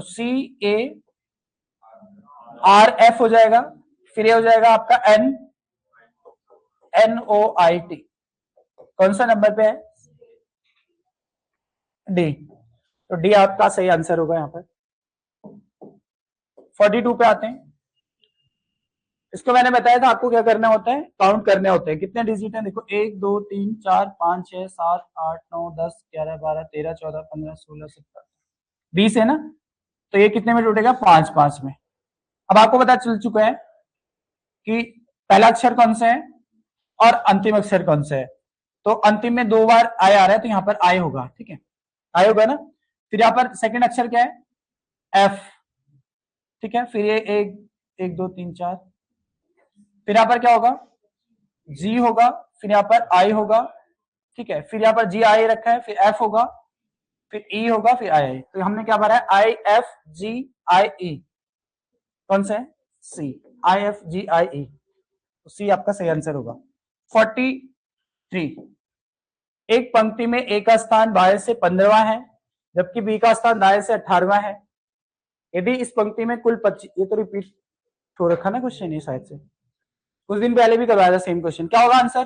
तो गलत नहीं होना चाहिए, 6 होगा। देखो याद रखना है इसको, जो नए स्टूडेंट है, जब भी आपके पास टोटल कम आ रहा हो, अगर हम इन दोनों को जोड़ेंगे, लेफ्ट प्लस राइट को, लेफ्ट प्लस राइट से जोड़ने के बाद अगर हम 18 और 15 को जोड़ते हैं तो कितना आ रहा है? 33, जबकि हमने यहाँ पे टोटल कितना दिया है? 25। इसका मतलब है कि टोटल जब कम हो, यहां पर लेफ्ट और राइट को जोड़ने के बाद टोटल अगर कम आ रहा हो लेफ्ट, तो यहां पर ओवरलैपिंग का केस है। ओवरलैपिंग का केस का एक फॉर्मूला होता है, इसको क्या करना है आपको? Left plus right minus total plus 2 कर देना है, बस। जब कब? जब टोटल कम हो, जब टोटल कम हो लेफ्ट प्लस राइट से, तो ये फॉर्मूला लगेगा, left plus right minus total plus 2। तो लेफ्ट प्लस राइट कितना आ रहा है? 33 आ रहा है ना, यहाँ पर जोड़ा हमने 18 और 15, 33, माइनस टोटल कितना दे रखा है यहाँ पे? 25, और 25 में 2 ऐड करेंगे तो कितना होगा? 27। आंसर क्या होगा आपका? 8। ओवरलैपिंग के केस में हमेशा जब टोटल कम आ रहा हो, क्या हो रहा है? अच्छा 6, सॉरी 6 आंसर होगा, ठीक है। आंसर क्या होगा? 6, तो डी आंसर हो जाएगा। हाँ ठीक है, डी आंसर होगा। क्वेश्चन नंबर 44, दर्पण से देखने पर एक घड़ी में समय 8:30 पाया गया, तो सही समय क्या होगा? इसमें से माइनस करना था। 1160 में से अगर हम माइनस करेंगे 830 को, तो क्या होगा? जब भी आपको दर्पण इमेज दिया हो, तो यहाँ पर ये 30 हो गया और ये हो गया आपका 330, आपका आंसर होगा ऑप्शन बी। दर्पण इमेज में 1160 में से माइनस करना होता है। 44, निम्नलिखित श्रेणी का विलुप्त पद ज्ञात कीजिए, ठीक है। तो सबसे पहले आप देखेंगे, यहाँ पर आप देख पा रहे होंगे बी का उल्टा क्या होता है? वाई, ई का उल्टा क्या होता है? वी, एच का उल्टा एस होता है। यहाँ पर एक तो ये चेक कर सकते हैं आप, ठीक है। या फिर आप इस यहाँ पर देखो, ध्यान से देखो, 23 के बाद क्या लिखा है? 17, फिर क्या लिखा है? 11, माइनस 6 हो रहा है। आगे क्या माइनस होगा? 6 माइनस होगा ना, तो कितना आएगा? 5। अब आपको क्या देखना है? लेफ्ट 5 से देखो, 5 से एक ही आंसर मिल रहा है आपको, सीधा आ रहा है ना। लेकिन आपके पास ये भी देखना होता है कि जैसे यहाँ पर बी का उल्टा वाई है, के का, उसी तरह से के का उल्टा क्या होता है? पी होता है, पी। तो आंसर होगा बी, ठीक है। या गैप भी देख सकते हैं, बी के बाद आपका ई आया है, फिर कितने कितने का गैप चला है, ये भी चल रहा है यहाँ पे, ठीक है। तो आंसर आपका बी करेक्ट होगा। 46, बराबर संख्या में गायों और ग्वालों के एक समूह में पैरों की संख्या सिरों की संख्या के 4 गुने से 18। मैंने बोला जब भी गुना से अधिक या कम कुछ भी लिखा हो, तो हमेशा किससे भाग देना है? 2 से। बताया था ना पिछली क्लास में भी, सेम क्वेश्चन था वो भी। कुछ नहीं करना, वैसे तो आप निकाल भी सकते हैं इसको, ऑप्शन थे आपके पास, यहां से भी निकाल सकते थे, लेकिन आपको कुछ नहीं करना है। अधिक दिया हो तो सीधा 2 से भाग दे देंगे, तो आंसर होगा आपका 14, ठीक है। तो आप प्रैक्टिस हो चुकी है इस क्वेश्चन की, आप इसको गलत नहीं करेंगे। नेक्स्ट पे आएंगे 47। यहाँ पर एक सीरीज दिया है आपको, पंक्ति में बैठाना इन लोगों को, जेड मध्य में ये सब दिया है। तो ए के बाएं तरफ बैठा है, तब पी के दाईं ओर कौन बैठा है? ये पूछते हैं। एक्स बैठा है ना, हुआ ये वाला सब नहीं हुआ?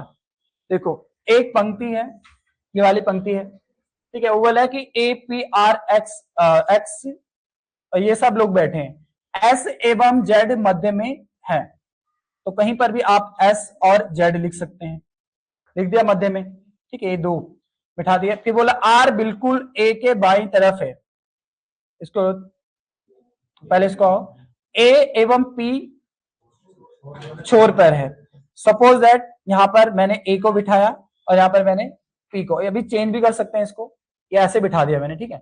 अब बोल रहा है वो कि आर बिल्कुल ए के बाईं ओर है, तो इसका मतलब ये होगा कि ए को यहां बिठाना पड़ेगा और पी को यहां, तो इसका बाया ओर ये हो जाएगा, तो यहां पर कौन बैठे हैं? आर बैठे हैं।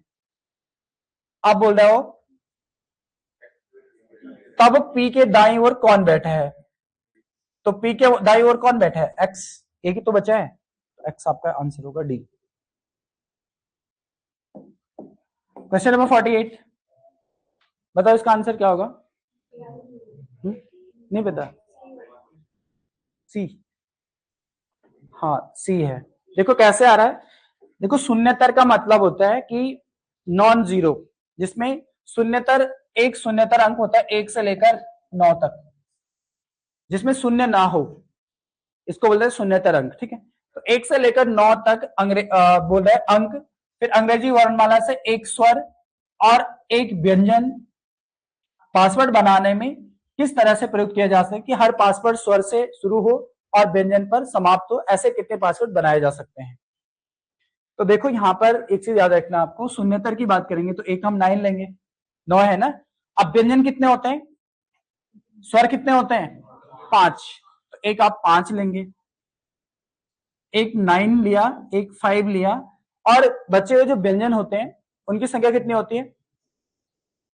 21। इन सबको अगर हम मल्टीप्लाई करेंगे तो ये आएगा 942, तो इसी तरह से हम बना सकते हैं पासवर्ड, समझे आप? देखो शून्यतर, एक शून्यतर अंक मतलब होता है 1 से लेकर 9 तक, 1 से लेकर 9 तक हमने अंक लिखे, फिर स्वर कितने होते हैं? 5 होते हैं ना, और व्यंजन कितने होते हैं? 21। इन सबका मल्टीप्लाई कर देंगे तो आपको मिल जाएगा। वो बोल रहा है कि ऐसे कितने पासवर्ड बनाए जा सकते हैं, तो 945 पासवर्ड बनाए जा सकते हैं, सबका मल्टीप्लाई करना है, ठीक है। 49, उस विकल्प को चुनिए जो अन्य तीनों से भिन्न है। अब इसमें देखो अलग अलग बच्चों ने अलग अलग आंसर दिए होंगे, लेकिन ये शायद मैंने पहले भी दिया था इस तरह का क्वेश्चन। इसका जो आंसर होगा ना वो होगा ए। अगर हम इस इमेज को दर्पण प्रतिबिंब में देखेंगे तो ए एकमात्र ऐसा अक्षर है जो चेंज नहीं होगा, बाकी सभी चेंज होंगे। एफ चेंज हो जाएगा ना, किसमें?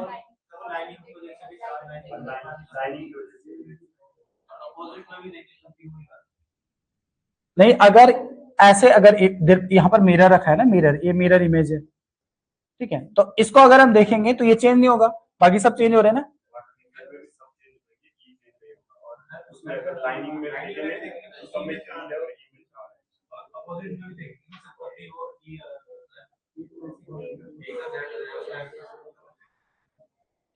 वाटर इमेज में ये ऐसा हो जाएगा ना,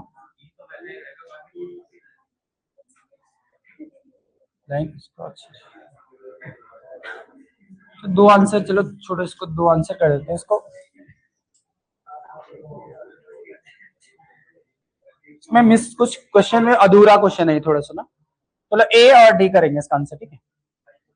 ए करा है अगर किसी ने तो भी सही है, और डी भी, और तो नहीं है ना कुछ?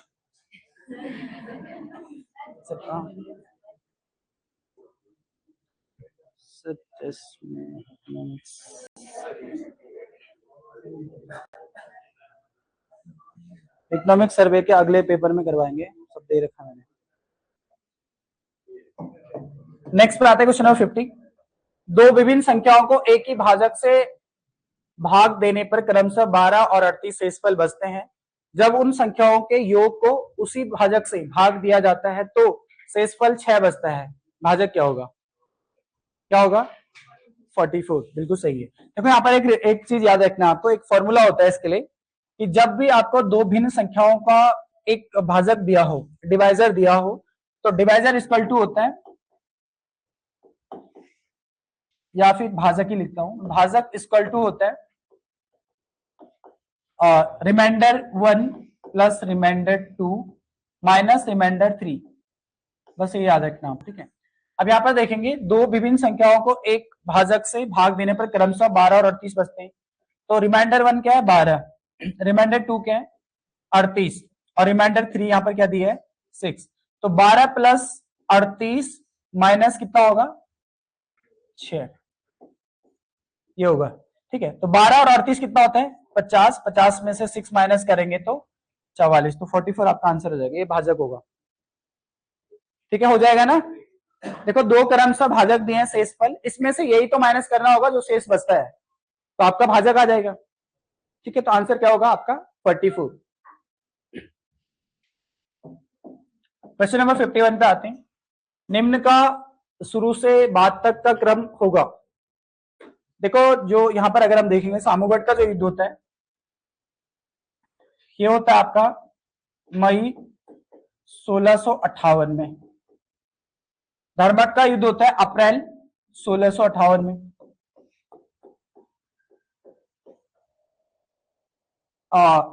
देवराय का जो युद्ध होता है ये तो बाद में हुआ था, ये हुआ था मार्च, हाँ मार्च 1659 में हुआ था। और बहादुरपुर का जो युद्ध होता है ये होता है फेब 1658 में। अब इनको लगाएंगे हम सीक्वेंसली। ये उत्तराधिकारी के युद्ध लड़े जा रहे थे ना, जो शेरशाह शुरू थे, शाहजहां थे, शाहजहां उनके पुत्रों के बीच, ठीक है। तो अगर इनको सीक्वेंस लगाएंगे तो सबसे पहले क्या आएगा 4 आएगा, उसके बाद आएगा आपका 2, फिर उसके बाद आएगा आपका 1, 4 2 1 3, 4 2 1 3, सी करेक्ट आंसर होगा इसका, ठीक है सी। ये याद रखने होंगे आपको, सन लड़ाई कब कब हुई थी। 52 निम्न कथनों में से कौन सा कथन सही है। पहला है बाल गंगाधर तिलक की मृत्यु अशोक आंदोलन के दौरान हुई थी, बिल्कुल सही है। जैसे ही अशोक आंदोलन शुरू होता है 1 अगस्त 1920 को, तो उसी दिन इनकी मृत्यु हो जाती है, ठीक है। सेकंड है कथन लाला लाजपत राय की मृत्यु साइमन कमीशन के विरोध के दौरान हुई थी। जब साइमन कमीशन भारत आए थे तो उस समय इन्होंने एक नारा भी दिया था, गो बैक का नारा, साइमन कमीशन गो बैक। क्यों दिया था, मेन रीजन उसका ये था कि भारत के लिए एक संविधान का निर्माण किया जा रहा था, संविधान का मसौदा तैयार किया जा रहा था और उसमें एक भी भारतीय नहीं था, तो इसलिए इसका विरोध किया गया, ठीक है। तो उसी विरोध करते हुए लाला लाजपत राय पे लाठियां लगी थी, जिस कारण इनकी मृत्यु हो गई थी 17 नवंबर 1928 को, ठीक है। 17 नवंबर 1928 को इनकी मृत्यु हुई थी साइमन कमीशन का विरोध करते हुए।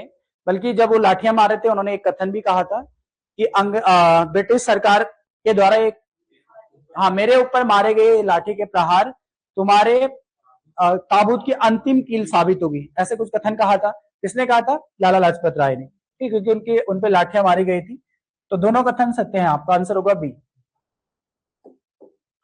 53 1925 में विट्ठल भाई पटेल को केंद्रीय विधानमंडल का अध्यक्ष चुना गया। वे किस पार्टी से संबंधित थे, वे स्वराज पार्टी से संबंधित थे, ठीक है। इसके अलावा आप याद रखना है आपके केंद्रीय विधानसभा के पहले भारतीय अध्यक्ष बनने वाले व्यक्ति भी थे। केंद्रीय विधानसभा के अध्यक्ष बनने वाले पहले भारतीय भी सरदार विट्ठल भाई पटेल थे। 54 निम्न में से कौन सा अभिलेख स्कंद गुप्त से संबंधित है।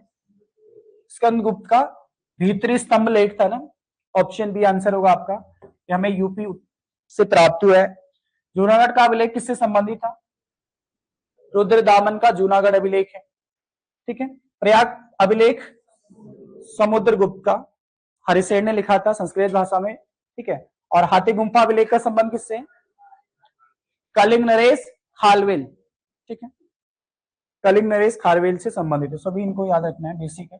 55 निम्न में से कौन से देश में बिम्स्टेक के सदस्य नहीं है। देखो याद रखना है बिम्स्टेक में टोटल 7 देश हैं, वर्तमान में कितने देश हैं 7। इसका जब गठन हुआ था, इसका गठन हुआ था 1997 में। मुख्यालय कहां पर है इसका,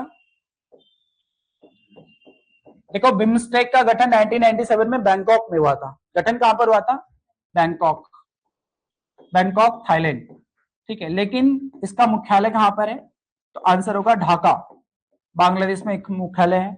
7 देश हैं इसमें, 7 देश। इनमें से देखो एक म्यांमार है, एक थाईलैंड है, एक श्रीलंका है, सिंगापुर और वियतनाम इसके सदस्य देश नहीं है।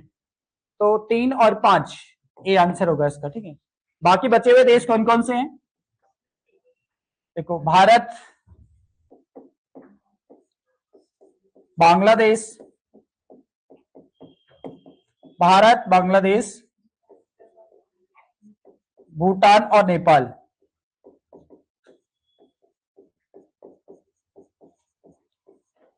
भारत, बांग्लादेश, भूटान और नेपाल, ये 7 देश हो जाएंगे। 3 ये हो गए, म्यांमार, थाईलैंड और श्रीलंका। भारत, बांग्लादेश, भूटान और नेपाल। ये जो भारत के खाड़ी देश हैं या जो बंगाल की खाड़ी के आसपास लगने वाले जो देश हैं, उन देशों का एक समूह है। 7 देश इसमें है। गठन हुआ था 1997 में, बैंकॉक में, मुख्यालय ढाका में है, ठीक है। नेक्स्ट पे आते हैं क्वेश्चन नंबर 56। निम्न में से कौन 23वें विधि आयोग के अध्यक्ष नियुक्त किए गए हैं? 23वें विधि आयोग के अध्यक्ष कौन बने हैं? आंसर होगा न्यायमूर्ति दिनेश माहेश्वरी। वित्त आयोग के अध्यक्ष कौन है? वित्त आयोग के 16वें वित्त आयोग के, तो यहां पर आप लिख सकते हैं 16वें वित्त आयोग। 16वें वित्त आयोग के अध्यक्ष कौन बने? तो आंसर होगा अरविंद पनगड़िया। 57 पे आते हैं। निम्न में से कौन सा असत्य है? धन विधेयक राष्ट्रपति के पूर्वानुमति पर आता है। बिल्कुल सही है। धन विधेयक राष्ट्रपति, जब भी धन विधेयक प्रस्तुत किया जाता है तो इसको राष्ट्रपति को देना होता है। राष्ट्रपति की पूर्वानुमति के बाद ही उसको पेश किया जाता है, ठीक है। धन विधेयक पर अंतिम निर्णय राष्ट्रपति का होता है, ये गलत है। अंतिम जो निर्णय होता है वो लोकसभा अध्यक्ष का होता है। कोई विधेयक धन विधेयक है या नहीं, इसका निर्णय भी कौन लेता है?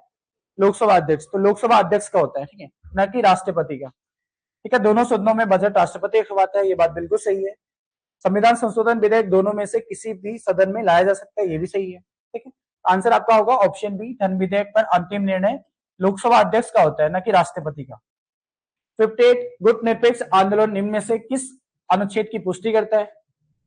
गुट निरपेक्ष आंदोलन, आपने अनुच्छेद 51 पढ़ा होगा, जो हम पढ़ते हैं अंतरराष्ट्रीय शांति से संबंधित है, ठीक है। तो अंतरराष्ट्रीय शांति से संबंधित है, तो यही आपका आंसर होगा 51।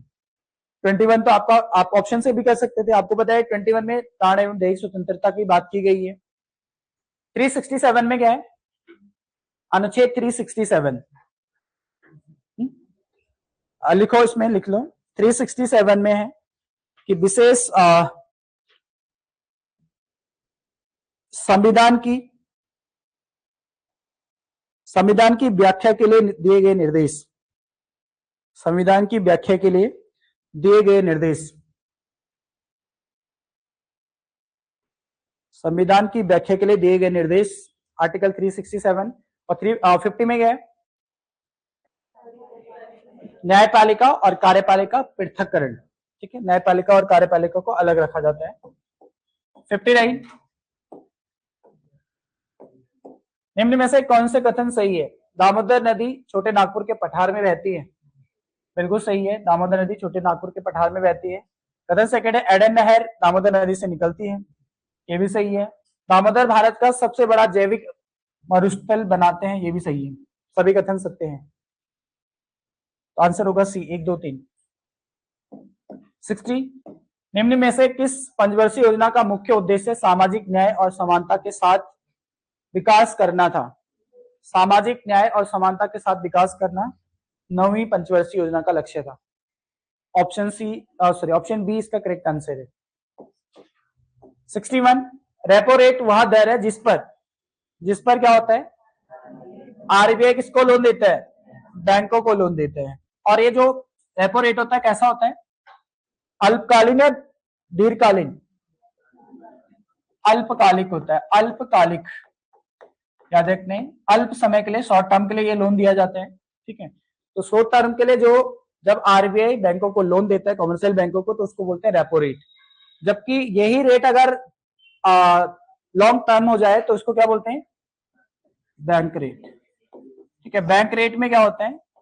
सेम होता है, आरबीआई लोन देता है किसको? कॉमर्शियल बैंकों को। सपोज दैट ये एसबीआई इसको कॉमर्शियल बैंक को लोन देगा, ये ऋण जो दिया जाता है ये कैसे दिया जाता है? दीर्घकालीन। तो आंसर होता है आपका बैंक रेट, ठीक है। दीर्घकालीन ऋण बैंक लोन होता है, बैंक रेट होता है। जबकि शॉर्ट टर्म वाला जो लोन दिया जाता है कमर्शियल बैंकों को, उसको रेपो रेट बोलते हैं। ठीक है, नेक्स्ट पे आते हैं क्वेश्चन नंबर 62। निम्न में से कौन सा कथन सही है? उपसौर में सूर्य और पृथ्वी के बीच की दूरी सबसे कम होती है। बिल्कुल सही है। उपसौर जो होता है ना, इसमें सूर्य और पृथ्वी की बीच की दूरी सबसे कम होती है, और उपसौर हमेशा कब बनते हैं? 3 जनवरी की स्थिति है, 3 जनवरी में उपसौर बनता है, जिसको हम बोलते हैं पेरीहेलियन। क्या बोलते हैं इसको? पेरी आई होगा, पेरी हिलियन बोलते हैं। ठीक है, पेरीहिलियन इसको बोलते हैं। तो पेरीहिलियन का बनता है 3 जनवरी को। ठीक है, और कथन सेकेंड है, ऑफशोर में सूर्य और पृथ्वी के बीच सबसे कम दूरी सबसे कम होती है, सबसे कम नहीं, यहाँ पर अधिक होती है, सबसे अधिक होती है। ठीक है, और एक इसको क्या बोलते हैं? इसको बोलते हैं एपीहिलियन,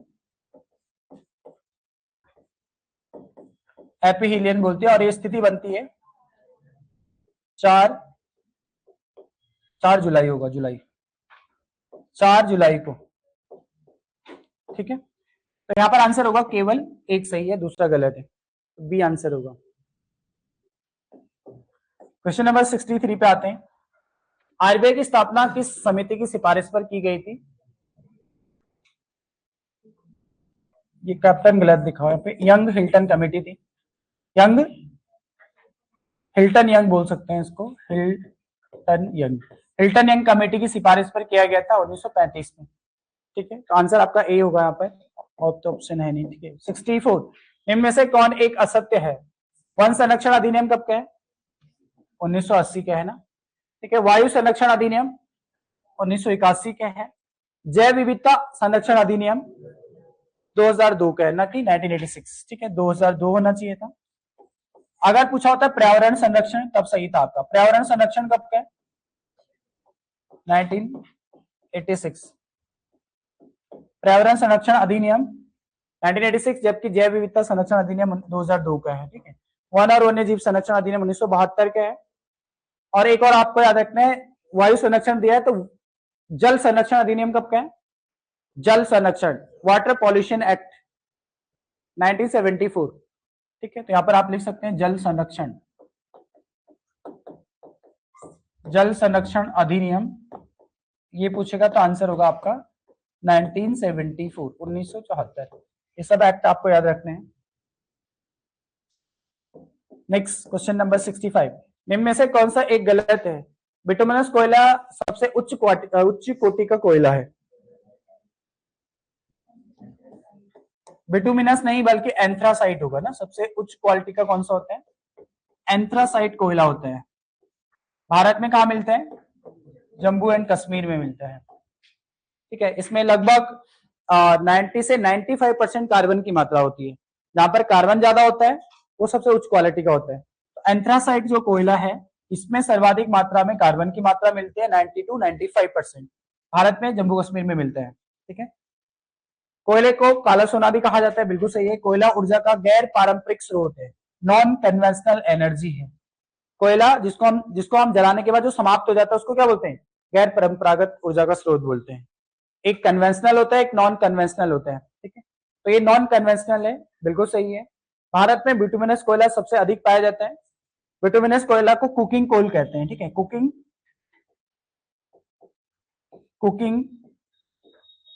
कोल के रूप में भी जानते हैं इसको। भारत में सर्वाधिक मिलते हैं। ठीक है, देखो बिटुमिनस तो अगर पूछेगा बिटुमिनस सर्वाधिक कहां मिलता है? छोटा नागपुर का पठार जो क्षेत्र है, या फिर हम बोल सकते हैं झारखंड, छत्तीसगढ़, उड़ीसा, उन क्षेत्रों में सर्वाधिक क्या मिलता है? बिटुमिनस। एंथ्रासाइट जम्मू कश्मीर में मिलता है। और एक आपके पास लिग्नाइट कोयला आता है। लिग्नाइट कोयला भारत में कहा मिलता है? तमिलनाडु के नेवली क्षेत्र में। लिग्नाइट कोयला भारत के तमिलनाडु के नेवली क्षेत्र में मिलता है। बिटुमिनस छोटा नागपुर का पठार क्षेत्र में मिलता है, और एंथ्रासाइट जम्मू कश्मीर में मिलता है। ठीक है, लिग्नाइट जो है इसको भूरा कोयला भी कहा जाता है, याद रखना आपको। 66। निम्न में से किसको पूर्व का बोस्टन कहते हैं? पूर्व का बोस्टन कहते हैं अहमदाबाद को। ऑप्शन सी आंसर होगा। ठीक है, उत्तर भारत का मैनचेस्टर किसे कहते हैं? कानपुर। उत्तर भारत का मैनचेस्टर कानपुर को, जबकि दक्षिण भारत का मैनचेस्टर किसे कहते हैं? कोयम्बटूर। ठीक है, उत्तर भारत का कानपुर को कहते हैं मैनचेस्टर और दक्षिण भारत का कोयम्बटूर। 67 निम्न में से कौन सा सुमेलित नहीं है? सुमेलित नहीं है तो आपका डी, कैगा, कर्नाटक। कैगा कहाँ है? कर्नाटक। कैगा जो परमाणु ऊर्जा संयंत्र है वो कर्नाटक में है। रावतभाटा राजस्थान में है। तारापुर महाराष्ट्र में, नरोरा उत्तर प्रदेश। भारत का पहला परमाणु ऊर्जा संयंत्र कौन सा है इनमें से? इनमें से क्या, मैंने भारत का कौन सा है सबसे पहला? तारापुर। ठीक है, तो भारत का पहला परमाणु ऊर्जा संयंत्र तारापुर महाराष्ट्र 1969 में बना था। ये पहला है। ठीक है, भारत का पहला परमाणु ऊर्जा संयंत्र। इसके अलावा आपको कुडनकुल्लम याद रखना है। कुडनकुल्लम का है? तमिलनाडु में है। तारापुर, नरोरा, रावतभाटा, कुडनकुल्लम भी लिख लेना, तमिलनाडु में। 68 अर्थव्यवस्था में ज्ञान, तकनीकी, कौशल और शिक्षा आदि को क्या कहा जाता है? इसको कहते हैं मानव पूंजी। मानव पूंजी मानव का स्किल्स है। अगर स्किल है तो उसके लिए उसके पास ये सब चीजें अपने आप ही आ जाएंगी। अर्थव्यवस्था है या ज्ञान है, अगर ये सब चीजें हैं तो पूंजी तो आएगी। ठीक है, तो मानव पूंजी इसको कहा जाता है। 69 यदि आय बढ़ने के साथ कर की दरों में वृद्धि होती है तो उसे क्या कहते हैं?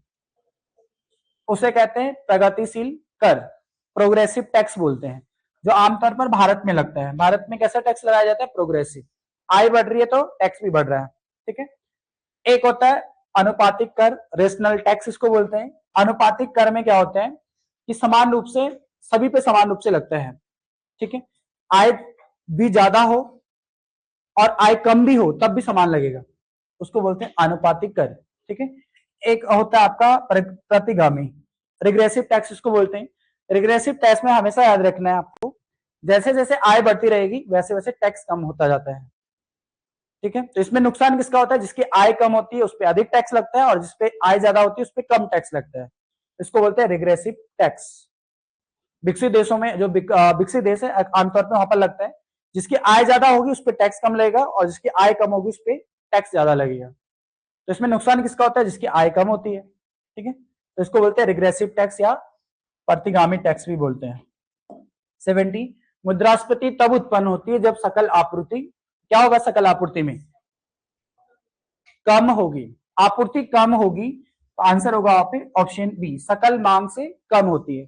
सिंपल सा कॉन्सेप्ट है, जब भी आपका मुद्रास्फीति पूछता है तो मुद्रास्फीति में चीजें महंगी हो जाती है, परचेजिंग पावर कम हो जाती है। ठीक है, जैसे आपका 1 रुपए में, सपोज दैट 1 रुपए में पहले 2 टॉफी आती थी।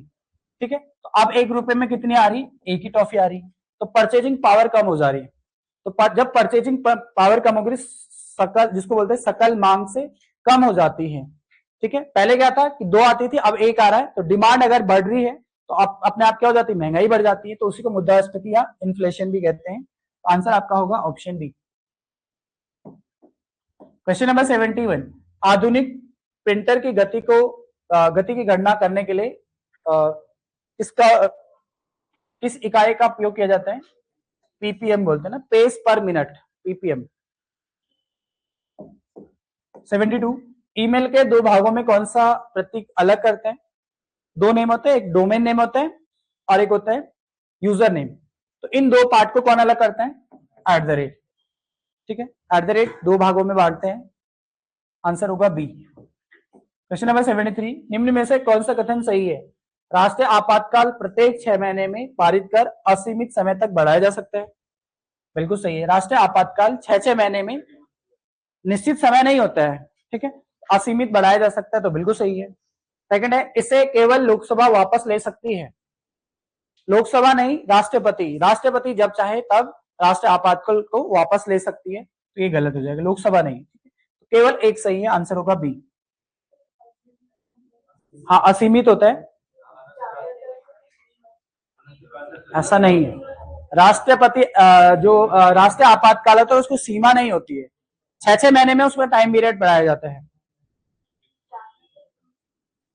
ऐसा तो कहीं नहीं लिखा हुआ है।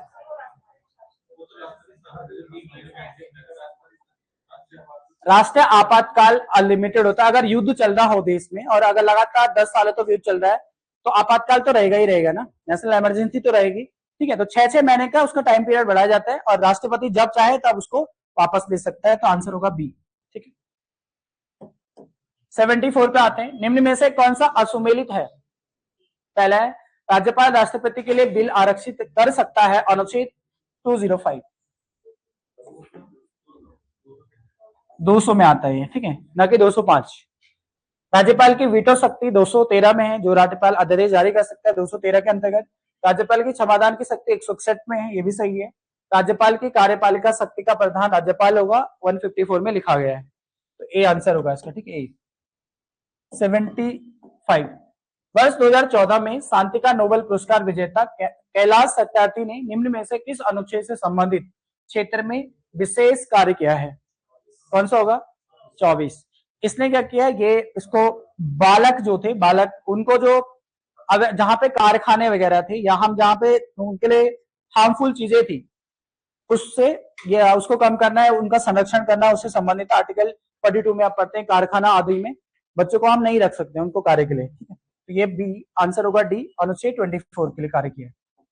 कब दिए गए थे इनको? कैलाश सत्यार्थी को नोबेल प्राइज कब मिला? 2014, याद रखना आपको, ठीक है।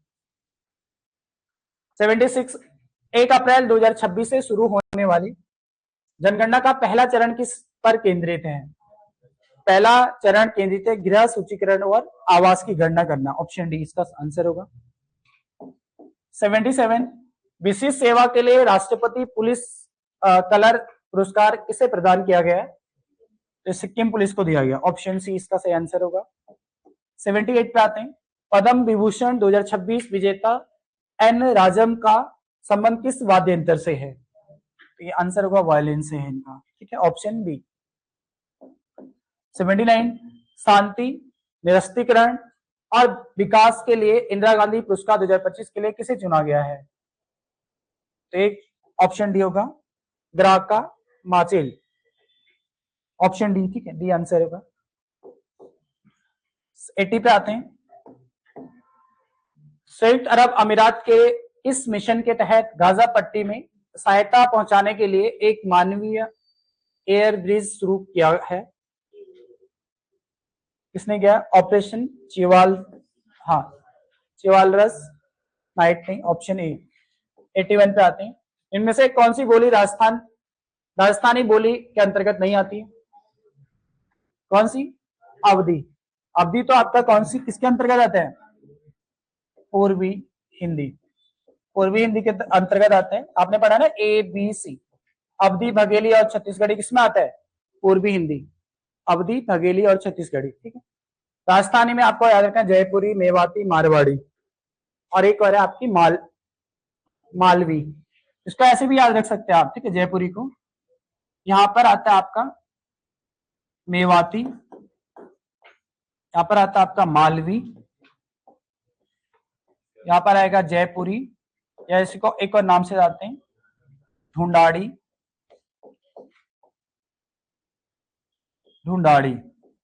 और यहां पर आपका बच्चा है मारवाड़ी। ऐसे इसलिए लिखा है क्योंकि कई बार पूछता है कि पूर्वी राजस्थान में कौन सी बोली बोली जाती है, तो पूर्वी में कौन सी बोली जाती है? जयपुरी, या इसी को क्या बोलते हैं? ढूंढाड़ी भी बोलते हैं, ठीक है। अगर बोलेगा उत्तरी राजस्थान में मेवाती, दक्षिणी राजस्थान में मालवी बोली जाती है, ठीक है। तो ऐसे याद रखेंगे इसको। मारवाड़ी पश्चिम में बोली जाती है, ठीक है। चलो नेक्स्ट। 82 जिन सर्वनामों का प्रयोग कहने सुनने वाले के स्थान पर किया जाता है तो उन्हें किस सर्वनाम से जाना जाता है? उसको कहा जाता है पुरुषवाचक सर्वनाम। जैसे तुम, तुम्हें, तुम्हारा, ठीक है, मैं, मेरा, ये सब किस में आते हैं? पुरुषवाचक सर्वनाम में आते हैं। तो आंसर आपका डी होगा। 83 हंसना शब्द में चंद्र बिंदु का प्रयोग होता है। इसमें चंद्र बिंदु है, ये चंद्र बिंदु लगाए, इसको क्या बोलते हैं? इसको बोलते हैं अनुनासिक। अनुनासिक में हमेशा नाक और मुंह दोनों का प्रयोग किया जाता है, ठीक है, मुंह प्लस नाक का प्रयोग किया जाता है। बस याद रखना है यहाँ पर मुंह का प्रयोग ज्यादा होता है और नाक का कम। जैसे हम चांद बोलते हैं ना, चांद, ठीक है, तो मुंह का प्रयोग ज्यादा हो रहा है और नाक का कम होता है अपेक्षाकृत, ठीक है।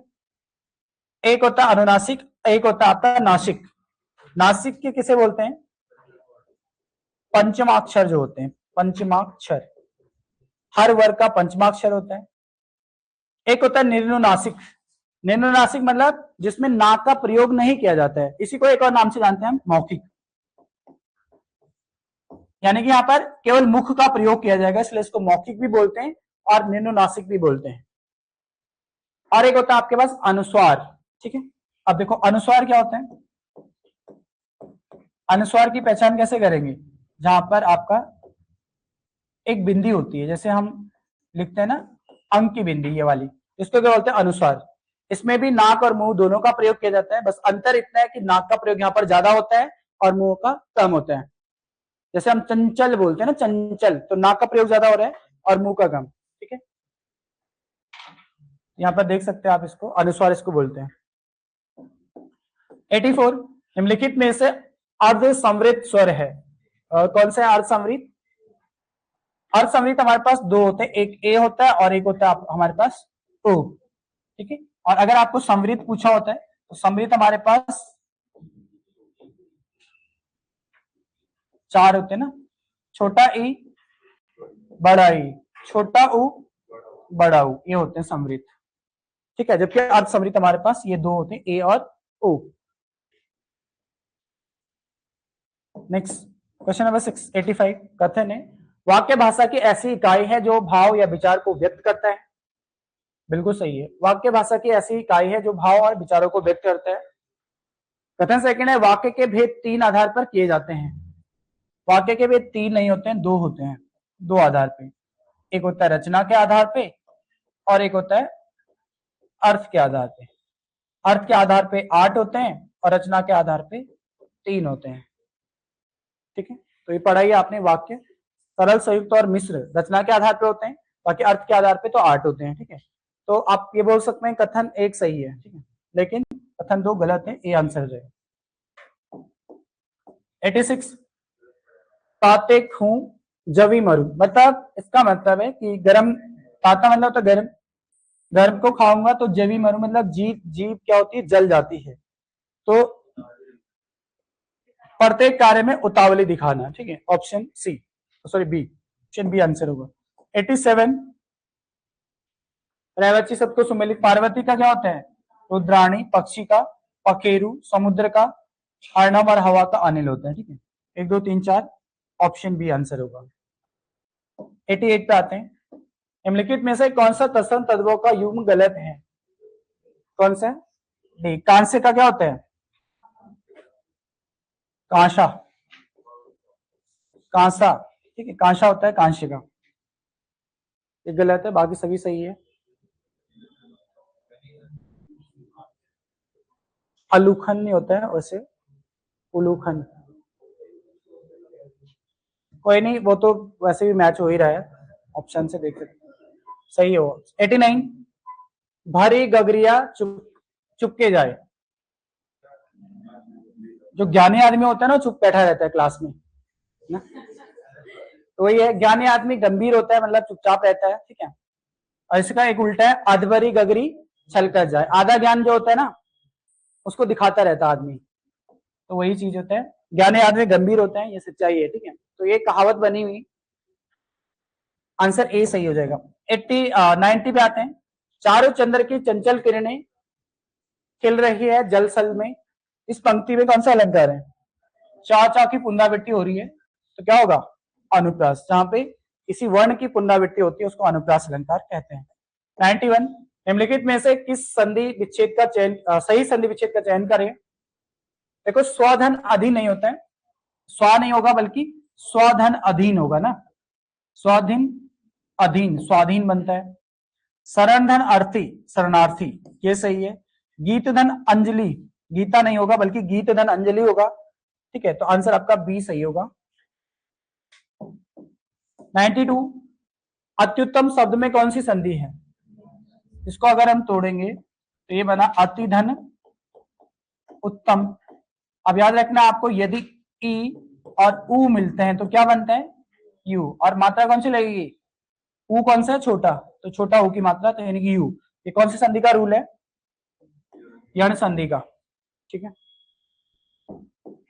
93, किसी मुद्दे पर लेख लिखने में उस ताजी घटना का उल्लेख करना जिसके कारण वह मुद्दा चर्चा में आया कहलाता है, इसको बोलते हैं न्यूज पैक। पेज 3 पत्रकारिता में क्या होता है, सेलिब्रिटीज जो होती हैं, जाने माने लोग जो होते हैं उनके बारे में लिखा होता है, ठीक है। तो सेलिब्रिटीज लोग या जाने माने लोगों के बारे में जानकारी दी जाती है पेज 3 में। पीठ पत्रकारिता मतलब होता है झूठा, झूठी अफवाहें फैलाना, ठीक है। झूठी अफवाहें फैलाना, आरोप प्रत्यारोप लगाना, इसको पीठ पत्रकारिता कहा जाता है और इसकी शुरुआत अमेरिका से हुई, ठीक है, याद रखना है। ब्रेकिंग न्यूज का मतलब होता है जो ताजी घटना होती है जिसका प्रसारण बिना फुटेज के आपको प्रसारित किए जाते हैं। आपने देखा होगा ब्रेकिंग न्यूज आते हैं बीच में, जब आप कभी न्यूज देखे होते हैं, तो ताजी घटना का बिना जानकारी मतलब बिना फोटो के ताजी घटना को दिखाना ब्रेकिंग न्यूज कहते हैं। 94, द्वितीय विश्व युद्ध सम्मेलन कब और कहां पर संपन्न हुआ था? द्वितीय विश्व हिंदी सम्मेलन पूछ रहे हैं, तो ये 1976 में हुआ था। तो 28 से 30 अगस्त 1976 मॉरिशस का पोर्ट लुइस में हुआ था, ठीक है। पोर्ट लुइस में हुआ था, याद रखना आपको, ठीक है। एक तो पहला वाला आपको याद रखना होता है, एक अंतिम याद रखना है, मेन वही होता है। तो पहला कब हुआ था? 10 से 14 जनवरी 1975 में हुआ था पहला, नागपुर महाराष्ट्र।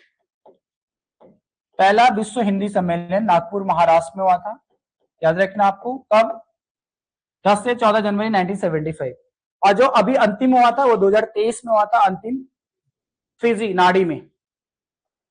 अंतिम कहां पर हुआ था? फिजी में हुआ था, नाड़ी में। तो आप लिख सकते हैं वहां पर फिजी नाड़ी। नेक्स्ट 95, निम्न कहावतों में अपने अर्थ के साथ असुमेलित है, सॉरी। तो एक गिच्चू खतन, बदनाम करना नहीं होता है, मतलब गिच्चू खतन का मतलब ये हो जाएगा कि मूर्ख के सामने अपनी बात रखना बेकार है, या आप लिख सकते हैं वहां पे एक मूर्ख व्यक्ति के सामने अपनी बात रखना बेकार है, ऐसे लिख लो।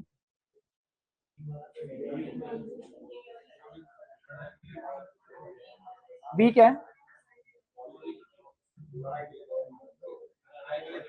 बॉली बिटोन मतलब आस्तीन चढ़ाना, मतलब वही लड़ाई के लिए तैयार रहना, उसी के लिए बोलते हैं आस्तीन चढ़ाना, सही तो है। अर्थ मतलब वही, देखो यहां पर अगर हम देखेंगे, अपने बाजू फोल्ड करते हैं, मतलब गुस्से, आस्तीन चढ़ाना मतलब गुस्से में करना, तो सही तो है।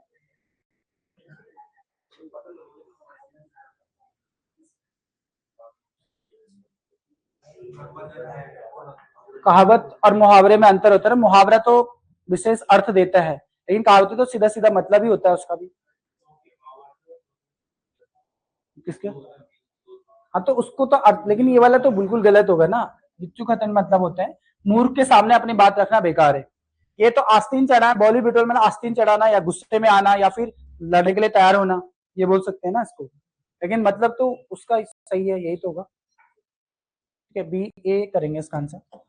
96 पे आते हैं, शीतकाल में पानी जम जाना के लिए स्थानीय भाषा में किस शब्द का प्रयोग किया जाता है? खाकर बोलेंगे इसको, ठीक है, खाकर।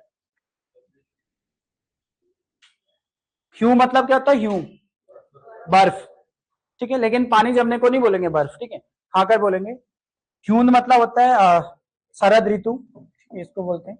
97, ये तो सिंपल ही रिपीट होगा। माघ का अर्थ क्या होता है? शीत ऋतु बोल सकते हैं हम, क्योंकि माघ का जो महीना होता है सबसे ठंडा महीना होता है, इसलिए उसको शीत ऋतु बोल सकते हैं, ग्रीष्म ऋतु नहीं बोलेंगे। 98, निम्नलिखित में से सही विलोम युग की पहचान कीजिए। उन्मूलन का क्या होता है? रोपण होता है, ठीक है, अध्यारोपित नहीं होगा। अधोगामी का ऊर्ध्वगामी सही है।